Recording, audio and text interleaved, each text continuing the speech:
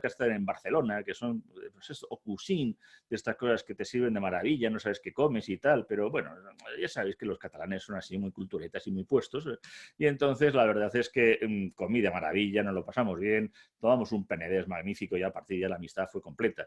Y entonces le dio por hacer un libro, que es este de aquí. Esto no estaba en mi libro sobre la historia de la política, que eso lo ha hecho además con la editorial Almuzara, una editorial con la que también ahora estoy empezando a colaborar, y es un libro muy interesante porque además no es el típico libro.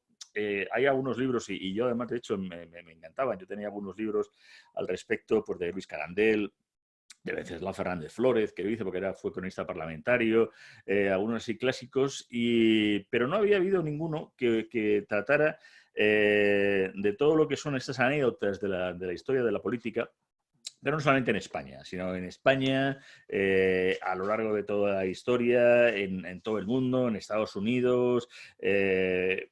Para haceros simplemente una idea de lo que es, en cómo ha dividido él los segmentos, cuenta un poco una parte, es la primera, que es izquierda, derecha, delante, detrás, 1, 2, 3, un poco pues esas partes primeras interesantísimas acerca de algunas cosas que seguro de los que, más o menos por la edad que tenemos aquí ya de media en la exceptuando las mujeres que son las más jóvenes que están ahora mismo presentes, pues habla hasta de Gundisalvo, que ya los millennials no saben quién es Gundisalvo ni vota Gundisalvo, que era un clásico, vamos, en fin, que vamos, a mí lo que más me gustaba todos los chistes de aquellos, de ese personaje de Mingote, que llegó a ser una película, es vota Gundisalvo, ¿a usted qué más le da? Bueno, pues esto es lo que nos habla un poquito de todo. Luego, algunos amigos irreconciliables que da la política, por estas cosas entre amigos y enemigos que la política siempre hace, como decían también, extraños compañeros de cama. Los cándidos candidatos, donde nos va y nos comenta incluso candidatos tan curiosos como no solamente algunos más conocidos, sino algunos tan sorprendentes como que ni siquiera eran humanos. Y sin embargo, aunque bueno, lo de que sea humano, quiero decir, es que iba a decir a que era un animal, pero es que animales últimamente pues estamos viendo que eso también podría llevar a una confusión. Mujeres que cambiaron la historia, habla y además de una manera muy interesante de algunos temas. Hemos coincidido incluso en alguna mujer que sale en mi libro de Siempre estuvieron ellas. Yo no he venido aquí a hablar de mi libro, pero es evidente que su trato y tal, por eso me cita, al fin y al cabo. El tránsito a la transición. La transición es una parte también muy interesante que a veces estudia menos y se conoce menos y tiene una cantidad de historias tremendas, frases importantes por la boca del político, los intereses ocultos, todo el tema de los lobbies y lo que hay muchas veces detrás de cada cosa, y de tópicos a veces sobre el por qué a veces se toman unas decisiones políticas que tienen eso, que tiene un contexto, que tiene un hecho secreto, algo que no conocemos y que sin embargo lo hemos dado como normal. Y luego incluso bastantes, una parte que se llama las trastadas políticas, que está bastante interesante porque nos habla, a mí, vamos, simplemente por hacer una cosa, porque hay una de las que más me gusta, que es la del presidente Besucón, pero vamos, yo digo que ahora vamos a dejar al Fred, coño, que hable, que pasa el que ha venido también a hablar de su libro. Las Churchilladas, porque Churchill es un personaje lleno de anécdotas, es el político por excelencia al cual se le hace, bueno, pues todas las posibles anécdotas que se haya. Y luego, pues unas cuantas americanadas. Estados Unidos, inevitablemente, pues es una fuente tremenda de anécdotas y de curiosidades y no deja de ser también un referente para lo que tenemos todos nosotros, y por supuesto termina de todas maneras con lo que es pues ya la parte más española. La parte más interesante, a lo mejor que yo pudiera recomendar directamente, pues es el prólogo, porque lo escribí yo. La verdad que, aunque pongo que es un prólogo innecesario, no, la verdad es que eso es falso, es la fatuidad propia del ego de los autores, que entonces, pero vamos, si ya viene prologado por mí, esto es como un aval de calidad. Con lo cual, pues, Alfred, de primeras, y para empezar a preguntar, ¿cómo se te dio por pensar en hacer un libro sobre políticos y sobre política? Ya empezamos un poquito así el debate y nos vas contando también cosas. Pues nada, hola, buenas tardes. Muchísimas gracias por la presentación, querido Javier. Pues, ¿por qué me dio?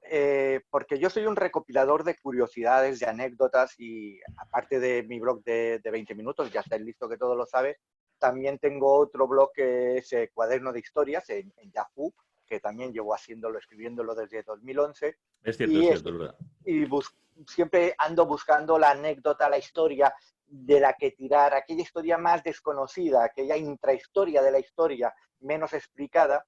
Y me di cuenta que tenía mucho material que había recopilado de curiosidades y de personajes relacionados con el mundo de la política. Y bueno, me puse a juntarlo y dije, bueno, de aquí puede salir un libro.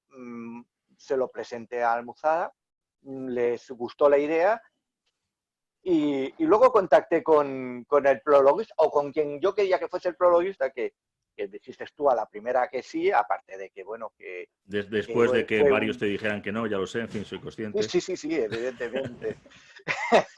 y ahí está el libro, ¿no? Un libro que le metí muchas horas de trabajo porque le tengo mucho cariño y que estoy muy satisfecho de cuál ha sido el resultado y que bueno, y que de momento he tenido solo buenas palabras sobre él de las personas que lo han podido leer. Pero, por ejemplo, con relación a cuando habéis visto, me imagino que a la hora de enfocar a Alfredo, habéis visto esos libros que tiene ahí detrás, ¿no? Que son los libros estos de curiosidades y cosas así. Claro, encontrar curiosidades o anécdotas pues puede ser interesante, pero ya bucear en temas políticos, ¿has tenido que basarte en algún criterio para cómo elegir una cosa como otra? O, por ejemplo, yo te digo que intentamos es un poco citar lo que ha sido el esquema como has planteado el libro, porque yo creo que para los que hacemos divulgación histórica o divulgación en general, siempre es lo más complicado, ¿no? Cómo hacer el esquema, cómo esquematizarlo y sobre qué parámetros. Eso como para que los que nos están escuchando ahora puedan entenderlo. ¿Qué criterio has podido llegar a utilizar? Pues eso casi podría decir que fue lo más complicado, ¿no? Cuando Claro. yo ya reuní todo el material, cuando yo ya había escrito las diferentes historias y tenía que irlas enlazando para que quedase también enlazada, ¿no? Porque voy enlazando una con otra y tal.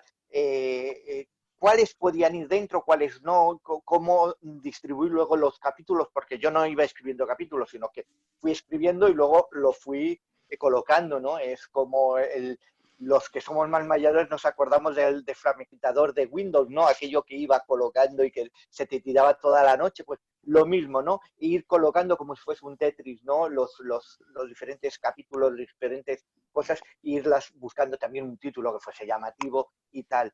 Buscando, descartando, leyendo mucho y diciendo, bueno, esto está muy manido, esto no está tan manido. Intentar dejar historias, sobre todo, que no estuviesen tan manidas, ¿no? De que hay muchas historias que están muy explicadas también, que encuentras que casi todos los libros de historia explican esa historia, ¿no? Y entonces intentar, ya que el título era "Eso no estaba en mi libro de historia de la política", que no estuviese, o que si estaban, pues no estuviesen tan explicadas, ¿no?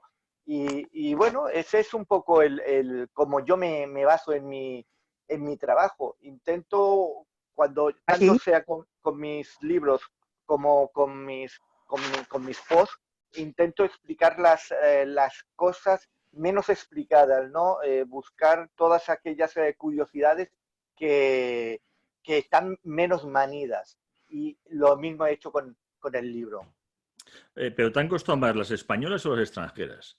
Porque a veces, sorprendentemente, a lo mejor encontramos eso, cosas más sencillas o más, no sé, más fáciles de encontrar, a lo mejor con Estados Unidos o lo que hablamos de Churchill, aunque ya digo que luego Churchill ahí da para un libro entero, que a lo mejor es españolas o no te ha sido indiferente. Me ha sido indiferente. Cuenta que también tenemos grandes. Tú has citado antes unos cuantos, como Luis Canandel y tal. Díaz Praja es otro de quien he bebido, de las fuentes que he bebido. Y hoy en día también, gracias a Internet, está muy universalizado todo, ¿no? Y puedes encontrar, no todo está en Internet, también ha habido que recurrir a libros, ir a bibliotecas, ir tirando también de esos libros que aún no están digitalizados, ¿no?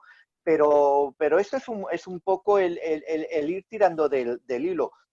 Yo tengo también, una de mis métodos de trabajo es que cuando yo estoy leyendo o estoy viendo una película o estoy viendo una serie, que hay algo que me llama la atención, yo la anoto y luego intento tirar del hilo de ahí, ¿no? Porque digo, ahí tiene que haber una curiosidad, ahí tiene que haber una historia, ¿no? Y muchas veces me ocurre que y buscando una cosa he encontrado otra que he hecho, ostras, esto es mucho mejor que lo que quería explicar, ¿no? Y a veces escribiendo un post me han salido luego material para escribir 2 o 3 diferentes sobre otras historias, porque los personajes luego, todo ello, bueno, pueden nacer, como se dice hoy en día en la jerga más moderna, spin-off. Mm. Bueno, digo que son cientos de entradas las que haces en el libro, con lo cual es imposible hacer spoiler porque la verdad que lo ideal es disfrutar. Y además que en este momento, que siempre andamos un poco sin tiempo, no, perdón, que estamos todos confinados. No, entonces, olvídalo. Pero es verdad que lo que puedes ir leyendo lo lees tranquilamente, lo lees en un momento dado, lo lees, en fin, que son pildoritas, pero que están muy bien, muy marcadas.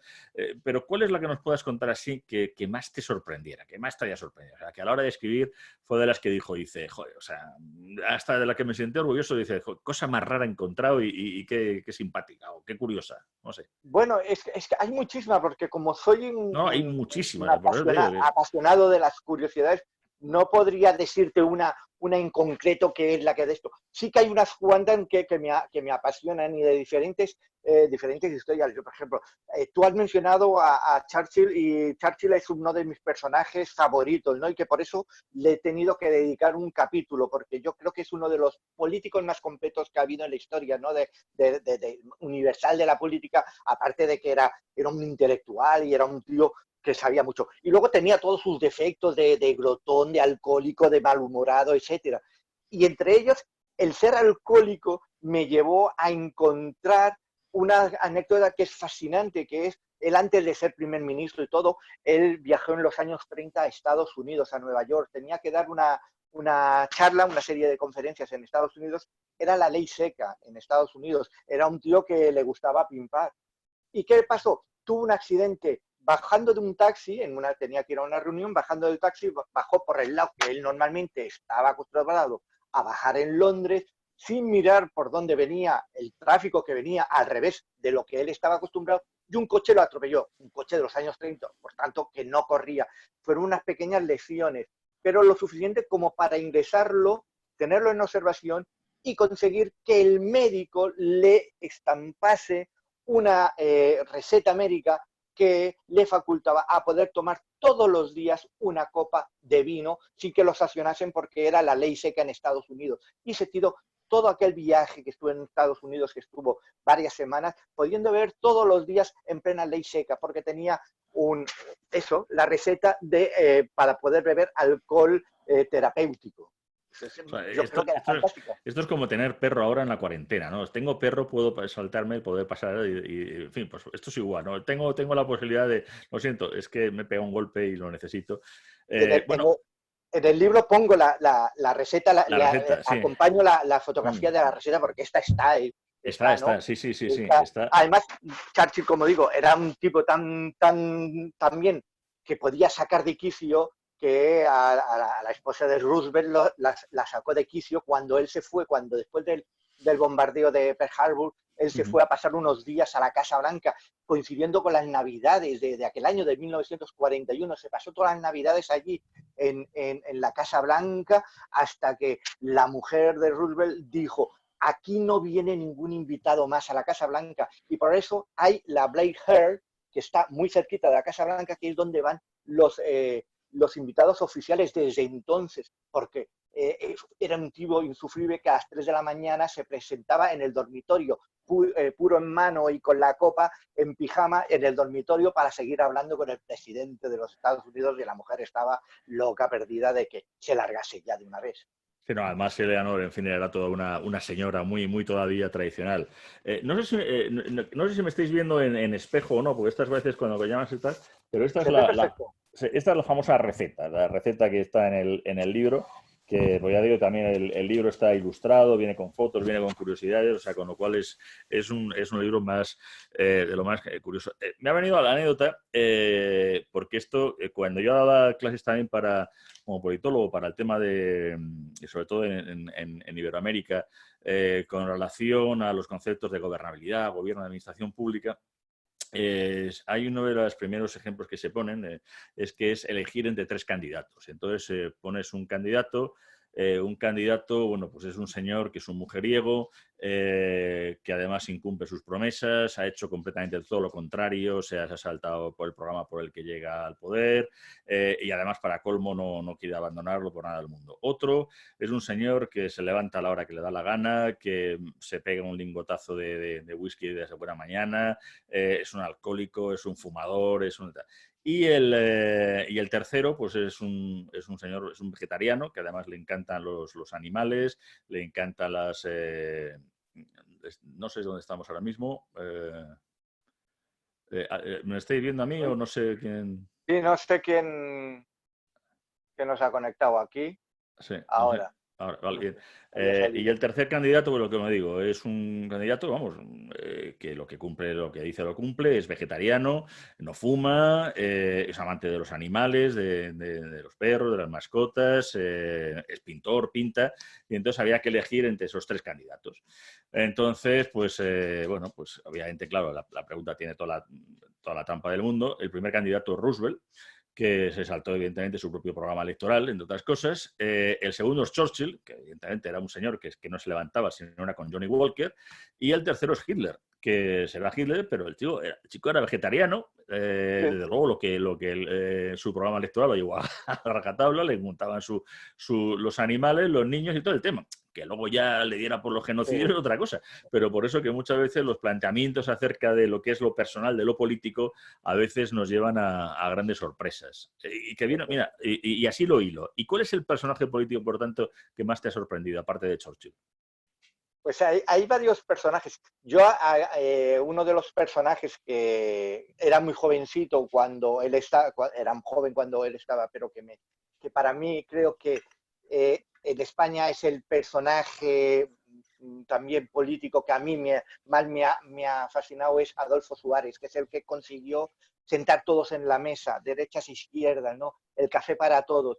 Y es uno de los personajes de los que más he podido también aprender para escribir el libro, ¿no? Y de cómo él supo hilar, ¿no? Y por eso dedico todo un capítulo, ¿no? A esa transición española. Yo creo que también es para mí, es de los más completos, Churchill, Mm. perdón, Suárez, Suárez. Adolfo Suárez. Bueno, veo que nos están preguntando sobre si es posible conseguirlo en Amazon. Sí, Tiene una. Es en versión. Es tapa blanda, pero es una encuadernación bastante buena. O sea, es una encuadernación buena, no es bolsillo tampoco. También me parece que tiene esta versión, no sé si estará ya en Kindle. Eh, aún no. en Kindle Tenía todavía que no está, salir ¿no? y creo que todo esto, todo lo que ha pasado ahora con el coronavirus, lo ha frenado y no sé por qué no ha salido. Pero me dijeron que Pero, saldría, pero me dijeron para primavera saldrá pero vamos, en el FNAC, Corte Inglés, Casa del Libro, o sea, todos los que tienen páginas web, o sea, todas las estas, Sí. el No, no. libro está en todas las Tiene plataformas sin problema. una gran distribución. Sí, eso Sí. es una de las cosas buenas que tiene Almuzara, que tiene una grandísima distribución y se puede encontrar. Y Amazon es uno de esos Ajá. lugares. Suárez era un personaje además muy curioso porque, claro, era algo muy rompedor en aquel momento dado. Ocurrió en aquel momento dado también que, claro, los importantes, los siete magníficos, Areilza, Fraga, Suárez Fernando Suárez. Pues claro, eran mucho más mayores que evidentemente que el rey. Y sin embargo, el rey y Adolfo Suárez tenían la misma edad. Y eso pasó lo mismo años más tarde con otros dos políticos que luego comentaré en todo caso. Pero claro, era una forma de poder hacer política que en la vieja Europa tampoco se veía. Y yo no sé, claro, si no encontraste ese momento dado que fue famoso porque Adolfo Suárez tenía, muchos lo recordarán, la forma, a la hora de dar la mano, tenía la manera también de coger el codo. O sea, Suárez tenía una manera muy curiosa, ¿no? Como muy Ajá, afable, ¿no? De sí, intentar el tema. Y entonces fue cuando llegó Valéry Giscard d'Estaing, que todavía los franceses nos seguían mirando un poquito como diciendo, bueno, a ver estos que dónde van. Y entonces era de los que daba la mano a lo lejos. Y en el aeropuerto de Barajas, en la lista de autoridades, se produjo que era normal que, bueno, apenas había ya cámaras, desgraciadamente no se ha perdido, pero algo que fue muy comentado en los mentideros de la corte, porque fue efectivamente Valéry Giscard d'Estaing con todo lo grande que eras, alejándose lo máximo posible, y Suárez intentando cogerle el hombro y tirando, y estaban los dos ahí, que aquello parecía ya lucha canaria, estuvieron a punto así de los dos, porque, vamos, era una cosa muy, muy, vamos, Suárez en esto, decían que era un personaje que verdaderamente fascinaba en las distancias cortas. Y esta anécdota no la tenía, no sale en el libro. Una de las que sí que sale en el libro es que fue tan inmensamente popular, fue una celebrity. Si Suárez hubiese estado en los tiempos ahora modernos de las redes sociales, sería un influencer, ¿no? Hubiese sido uno de los influencers, además con más seguidores, ¿no?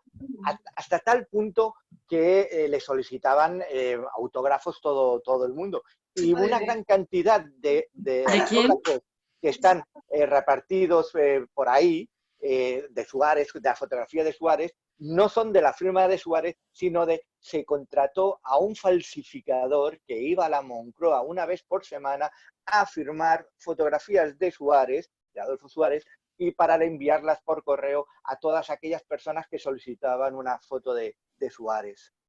Pero es verdad eso también, que se cuenta que era tan mujeriego, ahora que estamos así, que nos oiga mucha gente. Eso no sabría decirte, eso no lo... Porque además que es algo que tampoco me interesa mucho buscar y no he Pero indagado bueno, sobre. pero ya sabes que dentro del poder y en toda la política, claro, es una cosa que es mucho más puritano. Ya ves lo que le pasó, el impeachment que casi le cae a Clinton, realmente fue curioso, ese es completamente puritano. No fue tanto por tener el famoso sexo con la becaria, sino por haber mentido, que es Por lo haber mismo mentido, claro. que es lo mismo que le pasa a Nixon. O sea, sin embargo, aquí ese aspecto, o sea, siendo teóricamente una sociedad, la nuestra, más católica, apostólica y romana, aquí de Suárez se decía eso, lo cual siempre, en ese planteamiento muy machista de nuestra sociedad, en el cual, pues el hombre, pues qué majo, joder, qué tío más grande, pero vamos, Alfonso Guerra tenía su amante y tenía su hijo no, no reconocido, pero con el tema, pero eso nunca ha afectado hay unas visiones de la política muy diferentes, a lo mejor entre el mundo anglosajón y en el mundo mediterráneo, ¿no? Que hayas podido a lo mejor apreciar también en tus anécdotas. Sí, no, estas cosas no están tan mal vistas aquí, ¿no?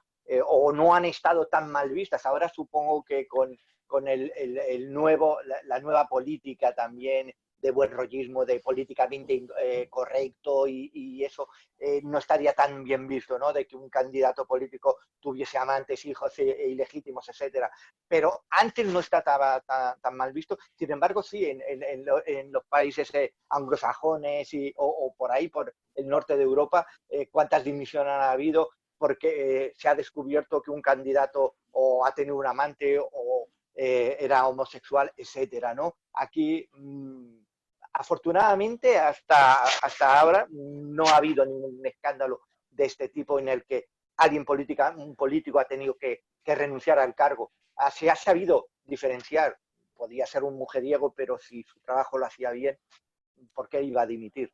Sí, hasta que estamos cogiendo incluso la parte esa peor de eso, le digo, de ese puritanismo anglosajón, pero que yo creo que todo, evidentemente, todo son cosas que tienen su forma de ver las cosas, como cuando al rey, con el tema de que ha pasado, el rey emérito, de pronto, claro, se le echó la gran bronca por dos cosas, que el rey tenía amante y que hacía caza mayor. Claro, lo siguiente es decir, hombre, lo llevan haciendo los reyes desde que son reyes, ¿no? En fin, es que hay cosas que son consustanciales, querámoslo o no, pero vamos, al jefe del Estado es otra cosa de otro planteamiento, pero vamos, era un poco también esa sorpresa de como en Casablanca.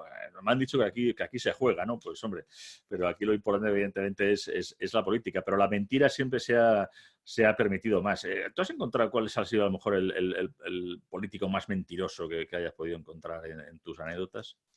Ostras, pues ahora mismo me pillas en que no recuerdo cuál podría ser el político más mentiroso, ¿no? O que más haya utilizado más bien, o sea, esa forma, porque claro, cuando has hablado más yo creo, de los políticos americanos, yo creo recordar que ahí estabas comentando un poco esa forma que tenía el americano también de lo que hablábamos, de influir de una manera en que cualquier cosa que él dijera sabía que iba a influir de una manera y Nixon fue también, aparte, también uno de los que Sí, se hombre, conocía claro, sí. como uno de los más más dados a decir cualquier cosa con tal de mantenerse en el poder. Sí, sí, sí. Nixon podríamos decir que es uno de los que ha quedado como retratado como uno de los grandes mentirosos, políticos mentirosos de la historia, ¿no? Otro de los que se podría decir que también mintió o que jugó según le convenió fue Joseph Stalin, que cuando inesperadamente se repartió la tarta europea con Hitler antes de la invasión de Polonia, para que al hacer un trato de no agresión entre ambos, nos repartimos Europa, tú invades por donde quieras, yo invado por donde me dé la gana y no nos metemos. Lo que pasa que en el momento que Hitler también se lo saltó a la todera y quiso invadir la Unión Soviética, fue cuando se convirtió entonces en uno de los grandes aliados de Estados Unidos e ingleses, ¿no? Pero Stalin también es un tipo que a lo largo de su carrera política, bueno, todas las purgas que hizo y todo aquel que le sobraba se lo cargó, mucho a base también de mentir al pueblo. Del siglo XIX, que también lo tratas, ¿cuál está mejor el personaje que más te ha llamado la atención? Bueno, el siglo Hombre, XIX, además, y especialmente en España, la verdad que es fascinante, pero vamos, que uno esto de los me costaría mucho elegir. sí, pero si tengo que elegir a alguien que hablo mucho en el libro y que le dedico además bastantes anécdotas porque dio para muchas, fue el rey Felón, Fernando VII, dio mucho y además es que a raíz de él han surgido también muchas anécdotas y frases hechas, ¿no? Frases hechas como la de son los mismos perros con distintos collares que dicen que surge de su época, o el de cómo se las ponían, así se las ponían a Fernando VII, que algunos dicen esta frase con Felipe II y otros lo dicen con Franco, ¿no? Pero que casi todas las pruebas remiten a que era Fernando VII el que dio origen, gracias a su afición al billar, a cómo le ponían las bolas, ¿no? A Franco lo que le ponían parece eran los atunes, los para que atunes, los sí, sí, cazaran sí, bien y tal, ¿no? Pero vamos, pero para pescarlos, sí. y no sé por qué, efectivamente, lo de Felipe II, no sé por qué se las ponía, pues Las amantes decían que las amantes le ponían en la cama, pero sí, pero yo creo que no, que hay que, digamos, yo todo, creo yo te que no, digo ¿eh? que esa afición que además sabía, ¿no? De jugar al billar, ¿no? Que era la Sí. de Fernando VII, sí, sí. Y bueno, y yo creo que es uno de los personajes que ese siglo tan convulso de cambios que fue el siglo XIX, pues gran parte, bueno, de la culpa la tuvo el Fernando VII. Una de las anécdotas también que explico en el libro es cuando compró barcos a Rusia y le engañaron y le vendieron unos barcos que estaban todos pues hechos polvo y que ninguno se pudo utilizar, ¿no? Ninguno de aquellos barcos. Y fue uno de los negocios nefastos que no fue en parte culpa de Fernando VII, lo que era el rey en aquel momento y fue uno de sus ministros pues quien había gestionado toda la compra. O sea, que vamos, es como vemos, no hay nada nuevo bajo el sol, al final No, siempre están los gestores, el que te la intentan hacer el negocio de una u otra manera y el llevárselo crudo aprovechando que está ahí haciendo de influente. sí, si una de las cosas he aprendido escribiendo el libro y buscando información es que a, sea este siglo, sea el siglo XIX o sea 20 siglos atrás, los políticos siempre se han comportado de la misma manera, ¿no? Y siempre que ha habido alguna posibilidad de conseguir un fin, sea ilícitamente, pero para poder llegar a un sitio, se ha utilizado. Y bueno, ahí está, ¿no? Parece que es una raza especial, ¿no? De todas maneras, también creo recordar que, porque claro, a raíz de verdad de Fernando VII, yo creo que es cuando, como se suele decir, se juega el Perú, en fin, y empezamos nuestras grandes líneas de guerras civiles con la guerra civil, la última, que yo creo que es la última carlista, pero mencionas creo que algunas anécdotas de una de las guerras carlistas o... Bueno, no sé si hablo sobre la guerra carlista, así no hablo en sí, No, no, Sí como tal, pero hay una que anécdota que la situabas ahí. la de la palabra, supongo que la de la palabra carca, Ajá. que de dónde venía la palabra carca y que era referido a los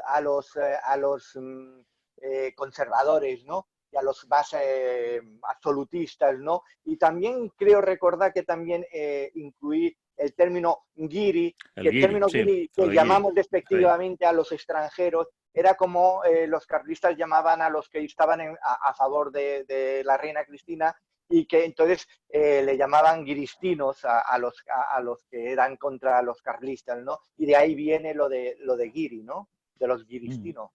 De lo cristino. No, no, pero por eso, bueno, mira, que, claro, vas hilando un poco de lo que hay, de lo que fue Amadeo. Es que, claro, es que el siglo XIX es una cosa que... Sí, bueno, así Amadeo de Saboya también cuando, en el siglo XIX, cuando ese siglo tan convulso, una vez Mm, que ya no está el rey Felón por el medio y que intentan cambiar todo aquello que dice, pues vamos no queremos una reina que viene por la misma línea que el rey Fernando VII, vamos a buscar algo nuevo, ¿no? Otra fórmula nueva de gobierno, ¿no? Y no sabían si irse hacia la república o seguir con la monarquía. Aquel abanico de candidatos que había y a ver que elegían democráticamente, porque además lo curioso es que iban a elegir un rey o se eligió un rey democráticamente, en las Cortes españolas se eligió un rey, pues eso también fue curiosísimo. Se prepara todo, se trae a un rey al que creían y luego lo que se dedican es durante el año que estuvo es a putearlo, a ver si, claro, su gran valedor que era Juan Pim, se lo cargaron, lo mataron justo pocos días antes de la llegada de Amadeo, del rey Amadeo, y por eso él, no tuvo a su gran valedor, al quien le hubiese podido ir abriendo puertas y hacerle de colchón, y al final se alargó, vino a la República, los cantones, etcétera. de todas maneras, claro, sorprende eso de la elección de buen rey por parte de las Cortes, pero que es un parte, esa es una de las curiosidades que tiene nuestra monarquía, que es en eso sigue siendo lo más original y no caemos en ella, ¿no? Que nuestra monarquía, ya veis que no hay coronación, no existe ninguna coronación porque hay proclamación ante las Cortes y eso, claro, esto es una cosa que nos viene incluso dado desde, y perdón por la cita pedantísima que voy a hacer, del concilio de Toledo, o sea, siglo V, cuando nos acordamos de los reyes godos, que también es para hacer un libro curioso, de Sí. anécdotas, que nada más sabemos que Fabila se lo comió un oso y poco más, pero que claro, como no hacían más que matarse entre ellos, decía, oye, mira, vamos a empezar, en vez de matarnos, nos quedamos en la asamblea, elegimos a uno y el que elegimos pues es el que funciona. Y entonces esa forma electiva, pues la verdad que luego se fue cambiando, sobre todo por el problema con la entrada musulmana, pero se ha quedado siempre de tal manera que, claro, no veremos nunca a Felipe II ni a Fernando VII, ningún rey en un cuadro con una corona, como tienen los ingleses o los suecos o todos, porque aquí no se puede coronar, aquí tienen que ser proclamados ante las Cortes, en el fondo se elige, porque las Cortes es la representación del pueblo soberano y si es, por tanto, proclamado en Cortes, esto es, jura las leyes, entonces se le permite ser rey, con lo cual es una monarquía de tipo electivo indirecto, pero sorprendentemente más democrática de la que imaginamos. Pero como somos, yo creo, un país de ácratas, pues si no nos joroba, pues al final dice, pues a la república. Y si no hay república, pues a la otra. Y si no, pues a lo que sea. Pero en fin. Sí, sí, no, no, tienes razón ahí. Al, al, se discute mucho que el rey que tenemos actualmente o su antecesor, su padre, no fue elegido, que nadie lo había elegido, que se impuso, que lo había puesto Franco, pero sí que estaba a través de la Constitución española en la que la gente fue, votó y eligió como modelo bueno, de Estado una monarquía parlamentaria en España que por eso venía refrendado en la Constitución y la gente fue y la votó. Que las nuevas generaciones, las de hoy en día, no lo han votado, evidentemente, pero es que hay muchas leyes que aún se rigen, que no se han votado y que hay que ir modificando leyes, hay que ir actualizando, que la Constitución española debería ya o necesitaría ya alguna revisión porque los tiempos cambian los tiempos evolucionan, evidentemente, pero se tiene que hacer con consenso, no puede ser un partido que porque tenga una mayoría absoluta diga la cambio y la cambio una Bueno, noche con el gran reunido consenso con... que hubo, que fue la octava ley fundamental, que es la que permite y da paso a lo que es la Constitución, que como además bien nos estaba indicando Ángel Mazo por el chat, la Constitución finalmente es la última que decide quién tiene que ser rey o no. O sea, que es el pueblo soberano el que tiene la última palabra siempre. Eso la gente no lo acaba de saber. O sea, la gente sigue pensando que somos súbditos y curiosamente es verdad, es que en España no somos súbditos. O sea, No, en un momento dado, no sé en qué viaje fue, no sé si fue el viaje a Cuba que hizo, que estaba uno de los tronos que estaban para los virreyes, y entonces le dijeron, oh, llevamos 500 años esperando que se siente usted, y dijo el rey Juan Carlos diciendo, no, es que es demasiado pequeño. ¿Cómo que es demasiado pequeño? Un pedazo de trono enorme. Y dice, es que ahí no caben 45 millones de españoles. Y claro, porque yo lo único que soy es su representante. O sea, entonces es una cosa más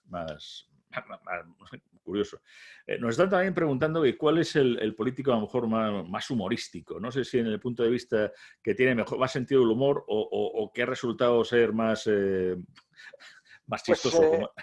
pues no, no sabría qué decirle. Un saludo, Ricard, que veo que ha preguntado. Hay políticos que han tenido muy buen sentido del humor, que puedan resultar humorísticos porque sean humorísticos. No sé quién podríamos decir que ha tenido el talante más humorístico de todos la clase política. No sabría decirte ahora mismo. No, me pilláis en un renuncio sobre qué político es el más humorístico.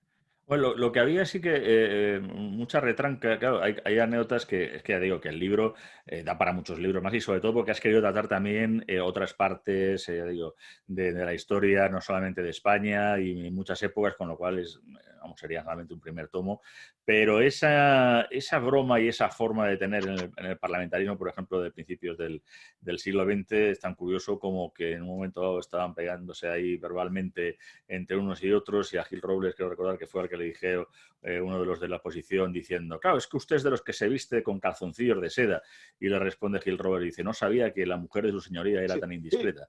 En fin. ahí está, sí, conocía la anécdota, es muy buena. Michel Colucci fue un candidato a presidente de Francia, de la República Francesa, en las mismas elecciones que luego ganó Mitterrand. Este sería el más humorístico porque era payaso, era cómico. Era un cómico francés que estaba cansado de Gaulle, ¿no? de la política de Gaulle, y se presentó como candidato y al final se retiró porque vio que no tenía posibilidad de ganar, aunque sí de obtener muchos votos, pero se retiró para que los votos fuesen para Mitterrand. Y este podríamos decir que es el más humorístico, ¿no? Sí. Y por ahí estaban preguntando también sobre alguna anécdota de Carlos Sotelo. En el libro hablo sobre Sobre, Carlos Sotelo. sobre todo si Que esa fama de gafe, aunque lo de esa fama de fama gafe de ha habido varios políticos que lo han tenido. la fama que tenía, sobre todo, que es una de las cosas que pongo en el libro, es esa fama que tenía de tipo serio, de tipo de esto, pero que tenía un gran sentido del humor.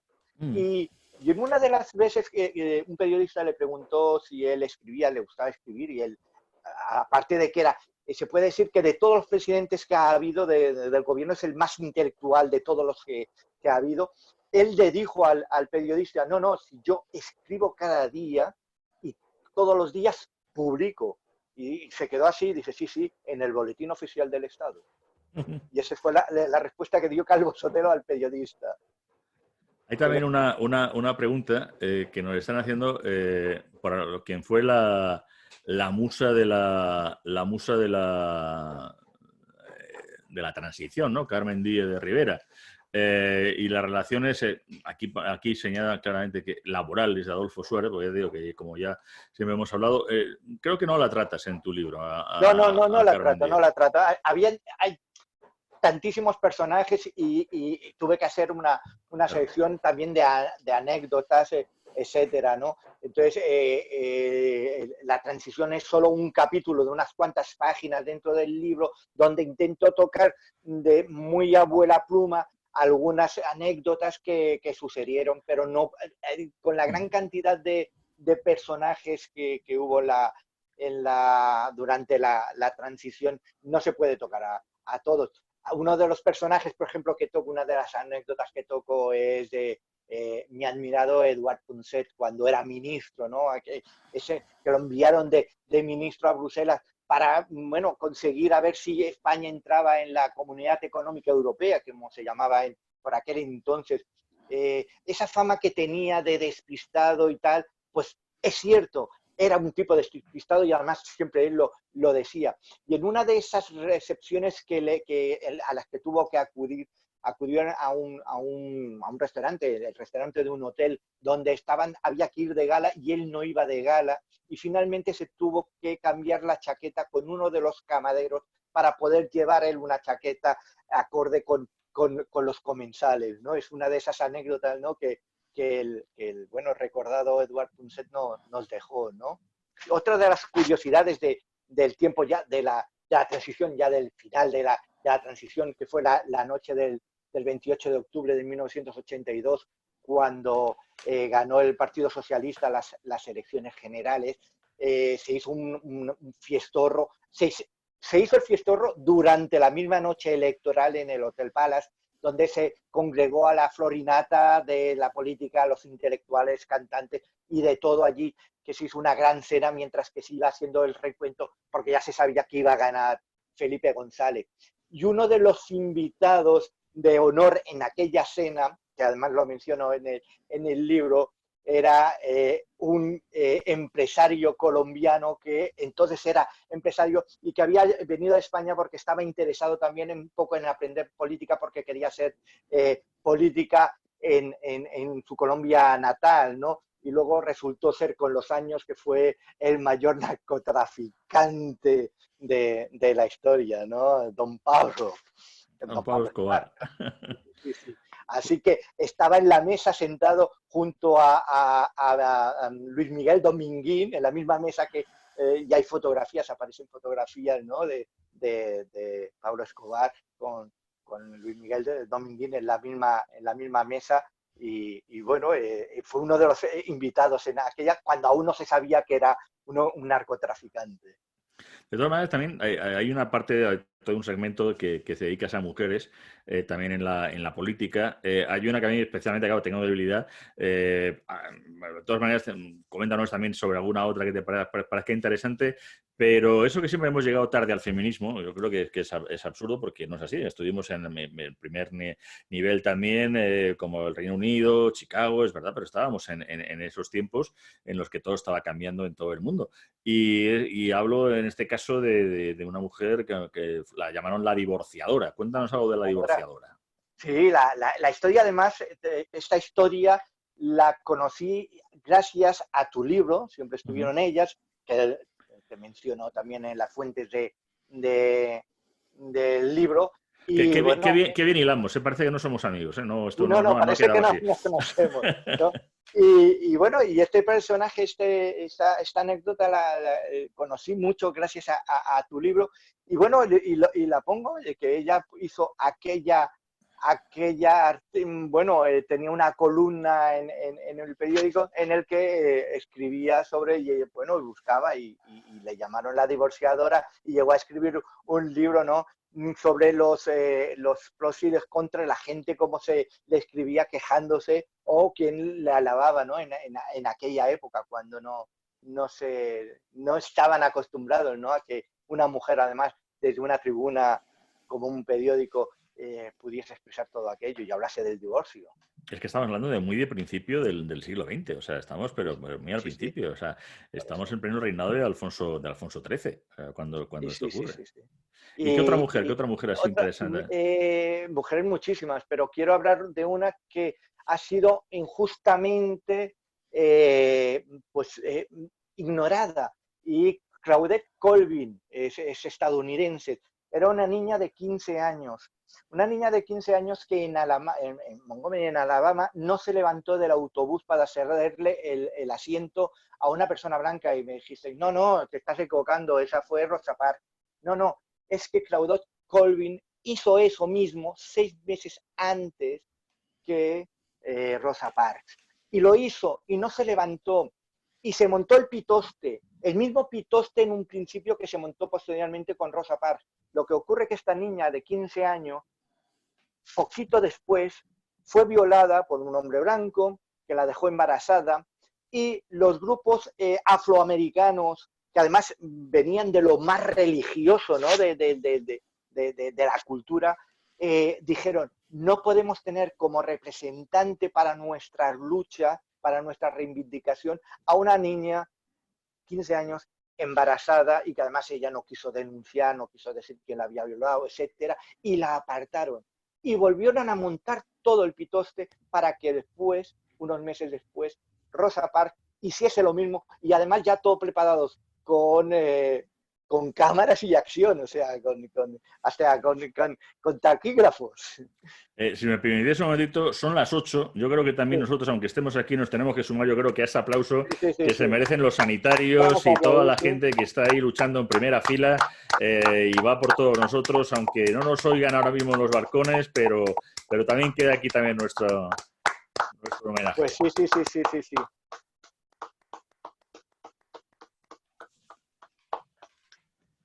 La verdad que está ahí gente que está...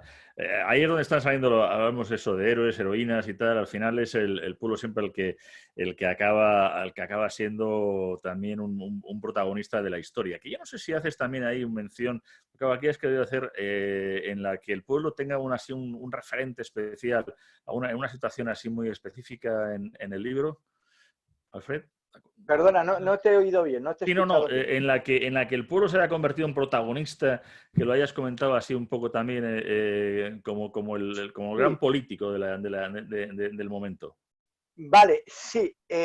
Hablo no de un personaje en sí, sino de un De un movimiento. movimiento. eh, Hablo del movimiento de unos scratches que se estuvieron haciendo, pero que se hizo en la antigua Roma, y cómo cambiaron las mujeres, además de la aristocracia romana, cómo se dedicaron a hacer scratches a los propios gobernantes para quejarse.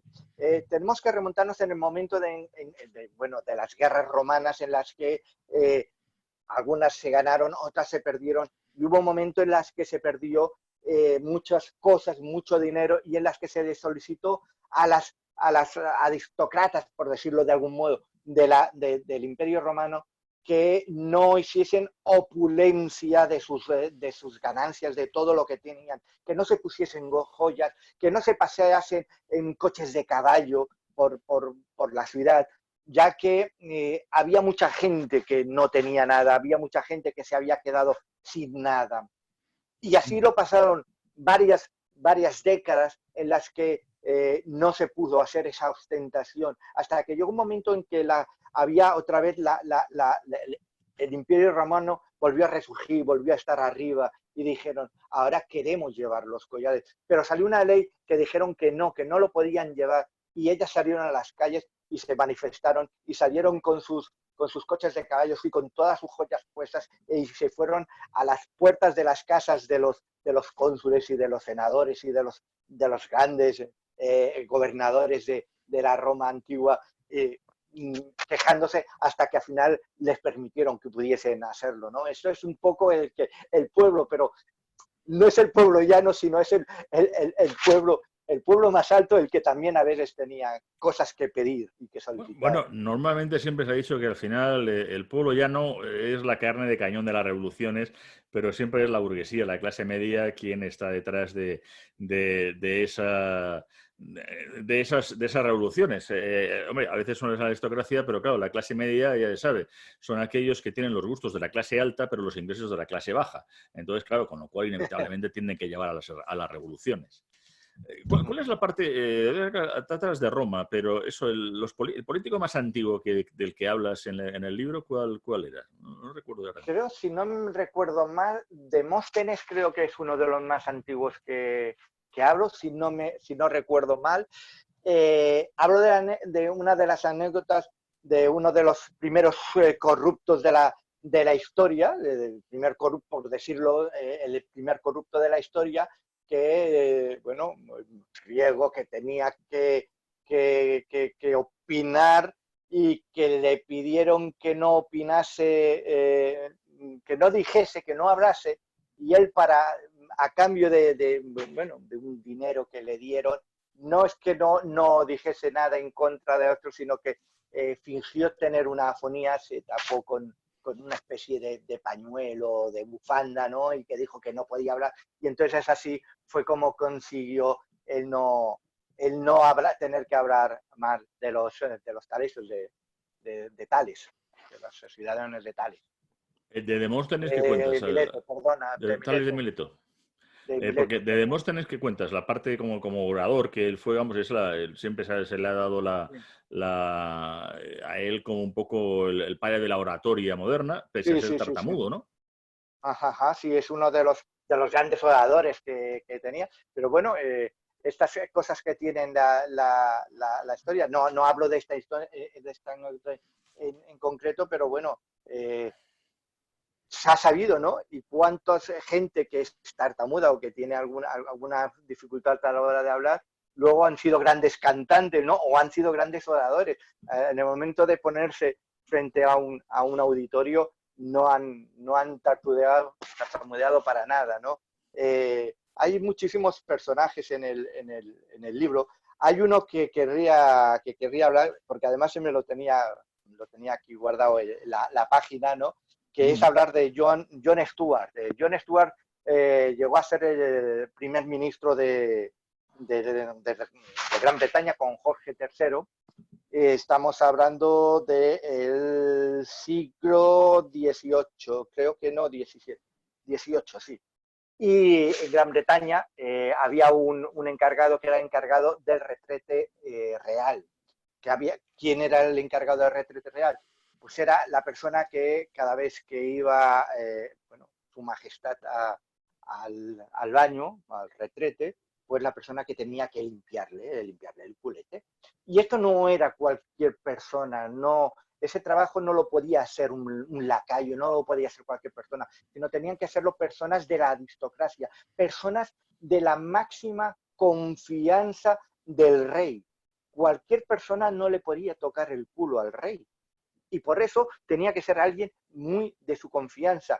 Y normalmente era alguien eso, de la aristocracia, ¿no? Conde, un marqués, un duque, y que al final le hacía eso. Y luego estas personas, entre ellos fue el Joan Stuart que estaba comentando, quien acababan luego en cargos políticos relevantes como pago de sus favores, ¿no? Y bueno, Jorge III de Gran Bretaña lo nombró primer ministro, pues bueno, como favor a que le había sido su limpiador de retretes, ¿no? Hombre, la verdad que las expresiones están ahí. O sea, está claro que ya que alguien se ha tenido que... en fin, nadie puede decir que sea un besaculos o todo el tema, pero desde luego, vamos, esto estaba más que pagado. O sea, tenía que serlo, vamos, en todas las expresiones que podían salir ahí al respecto. Pero Por ahí hablaban de la dama del retrete, sí. Damas o caballeros de retrato encargados, todos los reyes a lo largo y ancho de Europa, todas las monarquías han tenido a alguien que les ha limpiado el culete. Y lo que pasa que en esta anécdota explicaba la historia de Joan Stuart, cómo llegó a primer ministro gracias a eso, ¿no? Muchas de las personas que tanto en Francia, la monarquía francesa, como en España y tal, que se han dedicado, luego no llegaron a tener unos puestos relevantes, ¿no? Sí que he querido a Joan Stuart un poco señalarlo porque fue uno de los que mejor carrera hizo dentro vamos, de la política. que dentro de la aristocracia y dentro de la política real, luego muchos oficios, claro, ahora no los entendemos de una manera curiosa, porque cambia el significado. Azafata, la palabra azafata, como tú bien sabes, vienen de las camareras de la reina, que llamaban el azafate de la reina, y de ahí va a derivar las azafatas, pero la que servías, o los propios ministros que estaban menos por en medio de lo que eran los magísteres, porque bueno, ahí... Bueno, explícalo tú mejor, por favor. Sí, no, ministro viene de eso, de ser menos, ¿no? Que eran menos que que los Magisters, que de los que eran los que estaban por encima, ¿no? Y es eso, no, la anécdota la estabas explicando perfectamente, sí, sí. Y bueno, eso, hemos dicho del más, el más antiguo, o sea, que tratas la antigüedad, todo el tema. ¿Y el más moderno de los políticos que has tratado en tu libro? El más moderno, yo creo que ¿Pero me te quedas quedo te en quedas en los... la transición? No. Sí, me quedo en la transición, aunque en la parte que toco de Estados Unidos sí que hablo de la política de los años 80, pero hablo de unos candidatos muy particulares, que fue un alcalde que hubo en los años 80 en la población de Sunol. Sunol está en California, una población muy chiquitita que no tenía alcalde y tenían que elegir un alcalde honorífico, por decir, alguien que cuando en el municipio mayor que tuviese que ir en representación porque no tenían a nadie. Y en los años 80, creo que fue en el año 1984, hablo de memoria, se tenía que elegir, hubo una discusión en un bar entre dos pretendientes al cargo, ¿no? Que discutían que yo conseguiré más votos que tú, yo conseguiré, no, yo lo conseguiré más que tú. Y un tercero que entró en la discusión, discusiones de bares con cerveza o whisky, no sé lo que estarían tomando allí, y dijo, pues mi perro conseguiría más votos que vosotros. Y fue dicho y hecho porque presentaron al perro como candidato, Bosco se llamaba el perro, y Bosco ganó las elecciones a alcalde honorífico del pueblo de Sunol, y así fue. Y hay fotografías, en el libro pongo la fotografía de una estatua del perro, ¿no? Y si se busca por internet, se busca Claro, sí, no me acuerdo, Bosco, sí, porque perro, estaba Bosco. alcalde Sí, sí, y tal, claro. se encuentra, está muy documentado, ¿no? Y fue así, de una discusión de, ya digo, esto es más o menos lo más moderno que he tocado, ya que en un libro de anécdotas y de trastadas políticas y tal, pues también creo que era bueno poner, ¿no? Un poco para también desengrasar las historias. Hay muchísimas anécdotas. Sí, porque no, estoy a buscar porque sé que lo está en esto, pero que incluso que lo he encontrado la figura de John F. Kennedy, vamos, de JFK, Sí. que es más sorprendente y más, yo creo que, en fin, entiéndaseme la burrada, tuvo la suerte de morirse y sobre todo de morirse de esta manera, ¿no? Porque tampoco es que fuera uno de los mejores presidentes, lo que pasa es que fue muy conocido, pero vamos, cuéntanos uno por ejemplo, uno de los que admiraba JFK, ¿quién era? Adolf Hitler. Cuando Adolf Hitler llegó al poder, JFK, John Fisher Kennedy, era un jovencito, era muy joven y quedó fascinado por la figura, pero al igual que quedó fascinada prácticamente en la mayor parte del planeta. Y es que la mayor parte del planeta quedó fascinado al principio con ese personaje que salió de la nada, que llegó a ser un líder muy carismático porque era lo que tenía la verborrea que tenía y era muy carismático Hitler, y que incluso fue nominado para el Premio Nobel de la Paz, y fue en el año 38, un año antes de la Guerra Mundial, fue nombrado personaje o persona del año por la revista Time, en la portada de la revista Time, que ahí está, ¿no? Y ahí están las portadas, ¿no?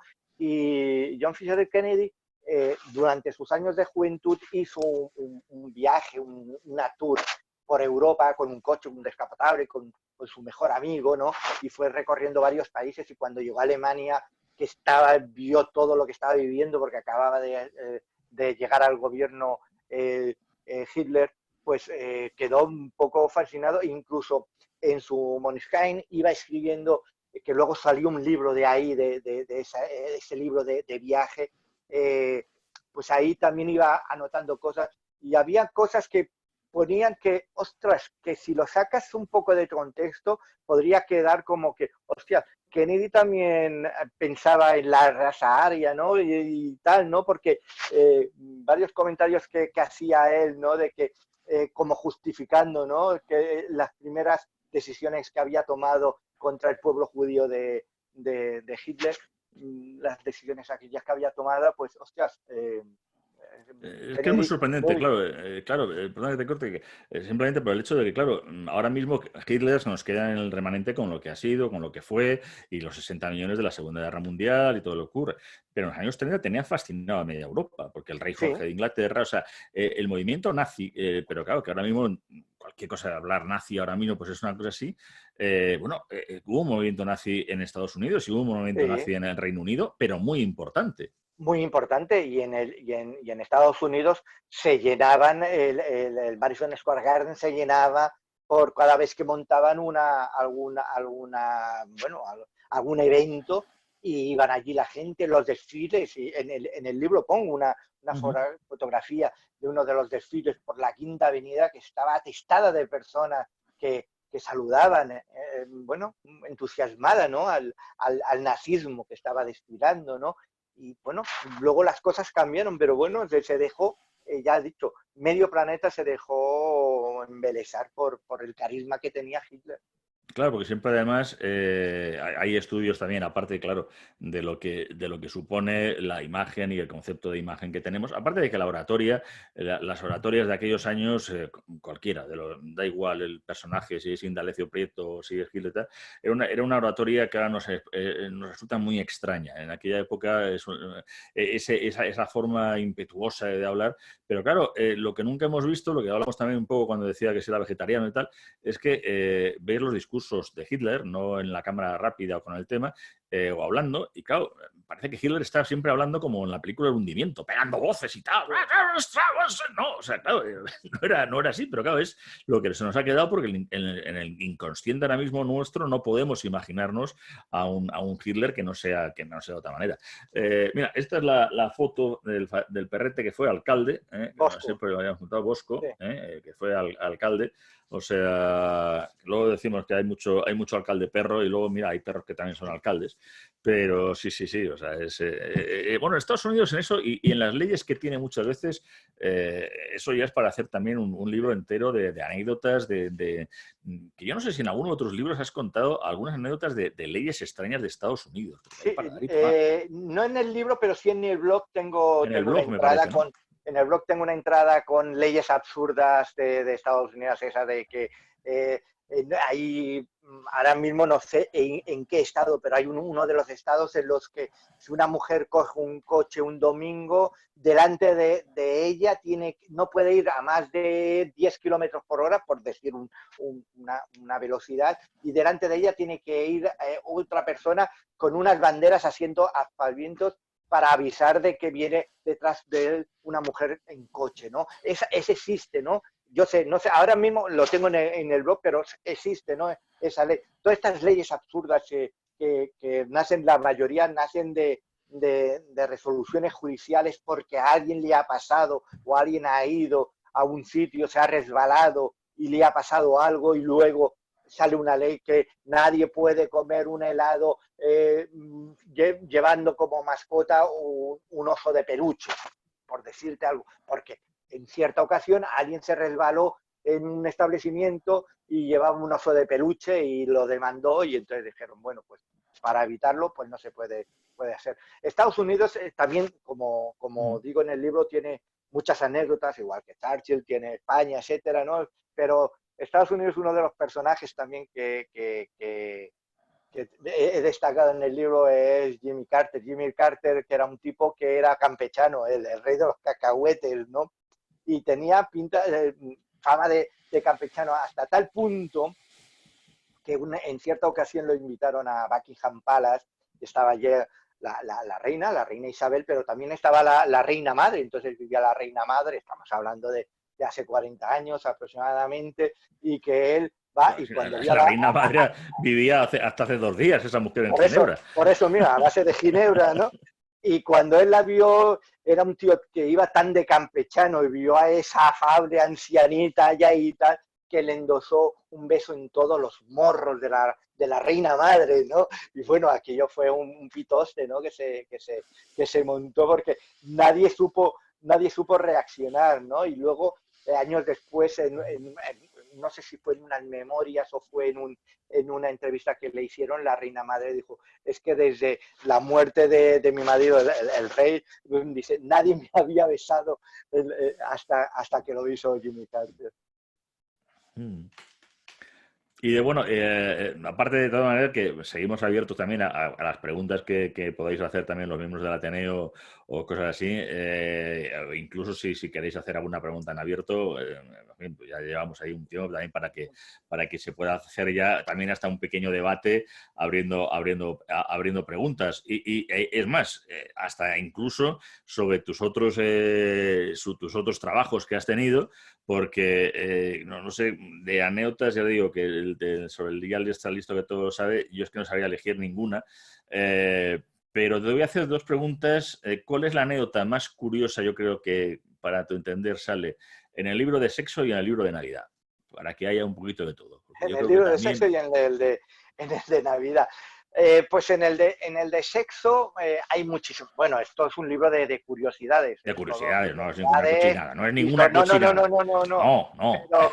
Pero por ejemplo, una de las anécdotas que más me gusta es el término que se utiliza mucho, sobre todo en las jergas más jóvenes, que es el del kiki, ¿no? Dice echar un kiki, ¿no? Es decir, que vamos a echar un kiki dentro de toda amalgama de fórmulas de practicar el sexo, es aquel que se hace de manera improvisada y rápida, ¿no? Un aquí te pillo, aquí te mato. Pero ¿por qué se llama kiki, no? Además nosotros solemos escribirlo con dos Ks, ¿no? El kiki. Pero eso no viene de ningún término español que se haya inventado las jergas modernas, sino viene de cuando venían las turistas a España, en esa España de los Alfredos Landas y de esa España en las que empezaba a progresar y venía el turismo y venían las turistas y que les decían a los españolitos de entonces les decían que si iban a echar uno rapidito, porque le decían un quickie. Quick es la palabra que rápido en inglés y quickie era rapidito, ¿no? Y el quickie ese, el rapidito que solicitaban las turistas al macho hispano de la época, es lo que se transformó en el kiki que hoy en día conocemos. Como pronunciamos siempre también cualquier idioma, pues pues ¿qué? Un kiki de eso, o sea, sí. Un quickie, vamos a echar un quickie, y de ahí el de esto. Y del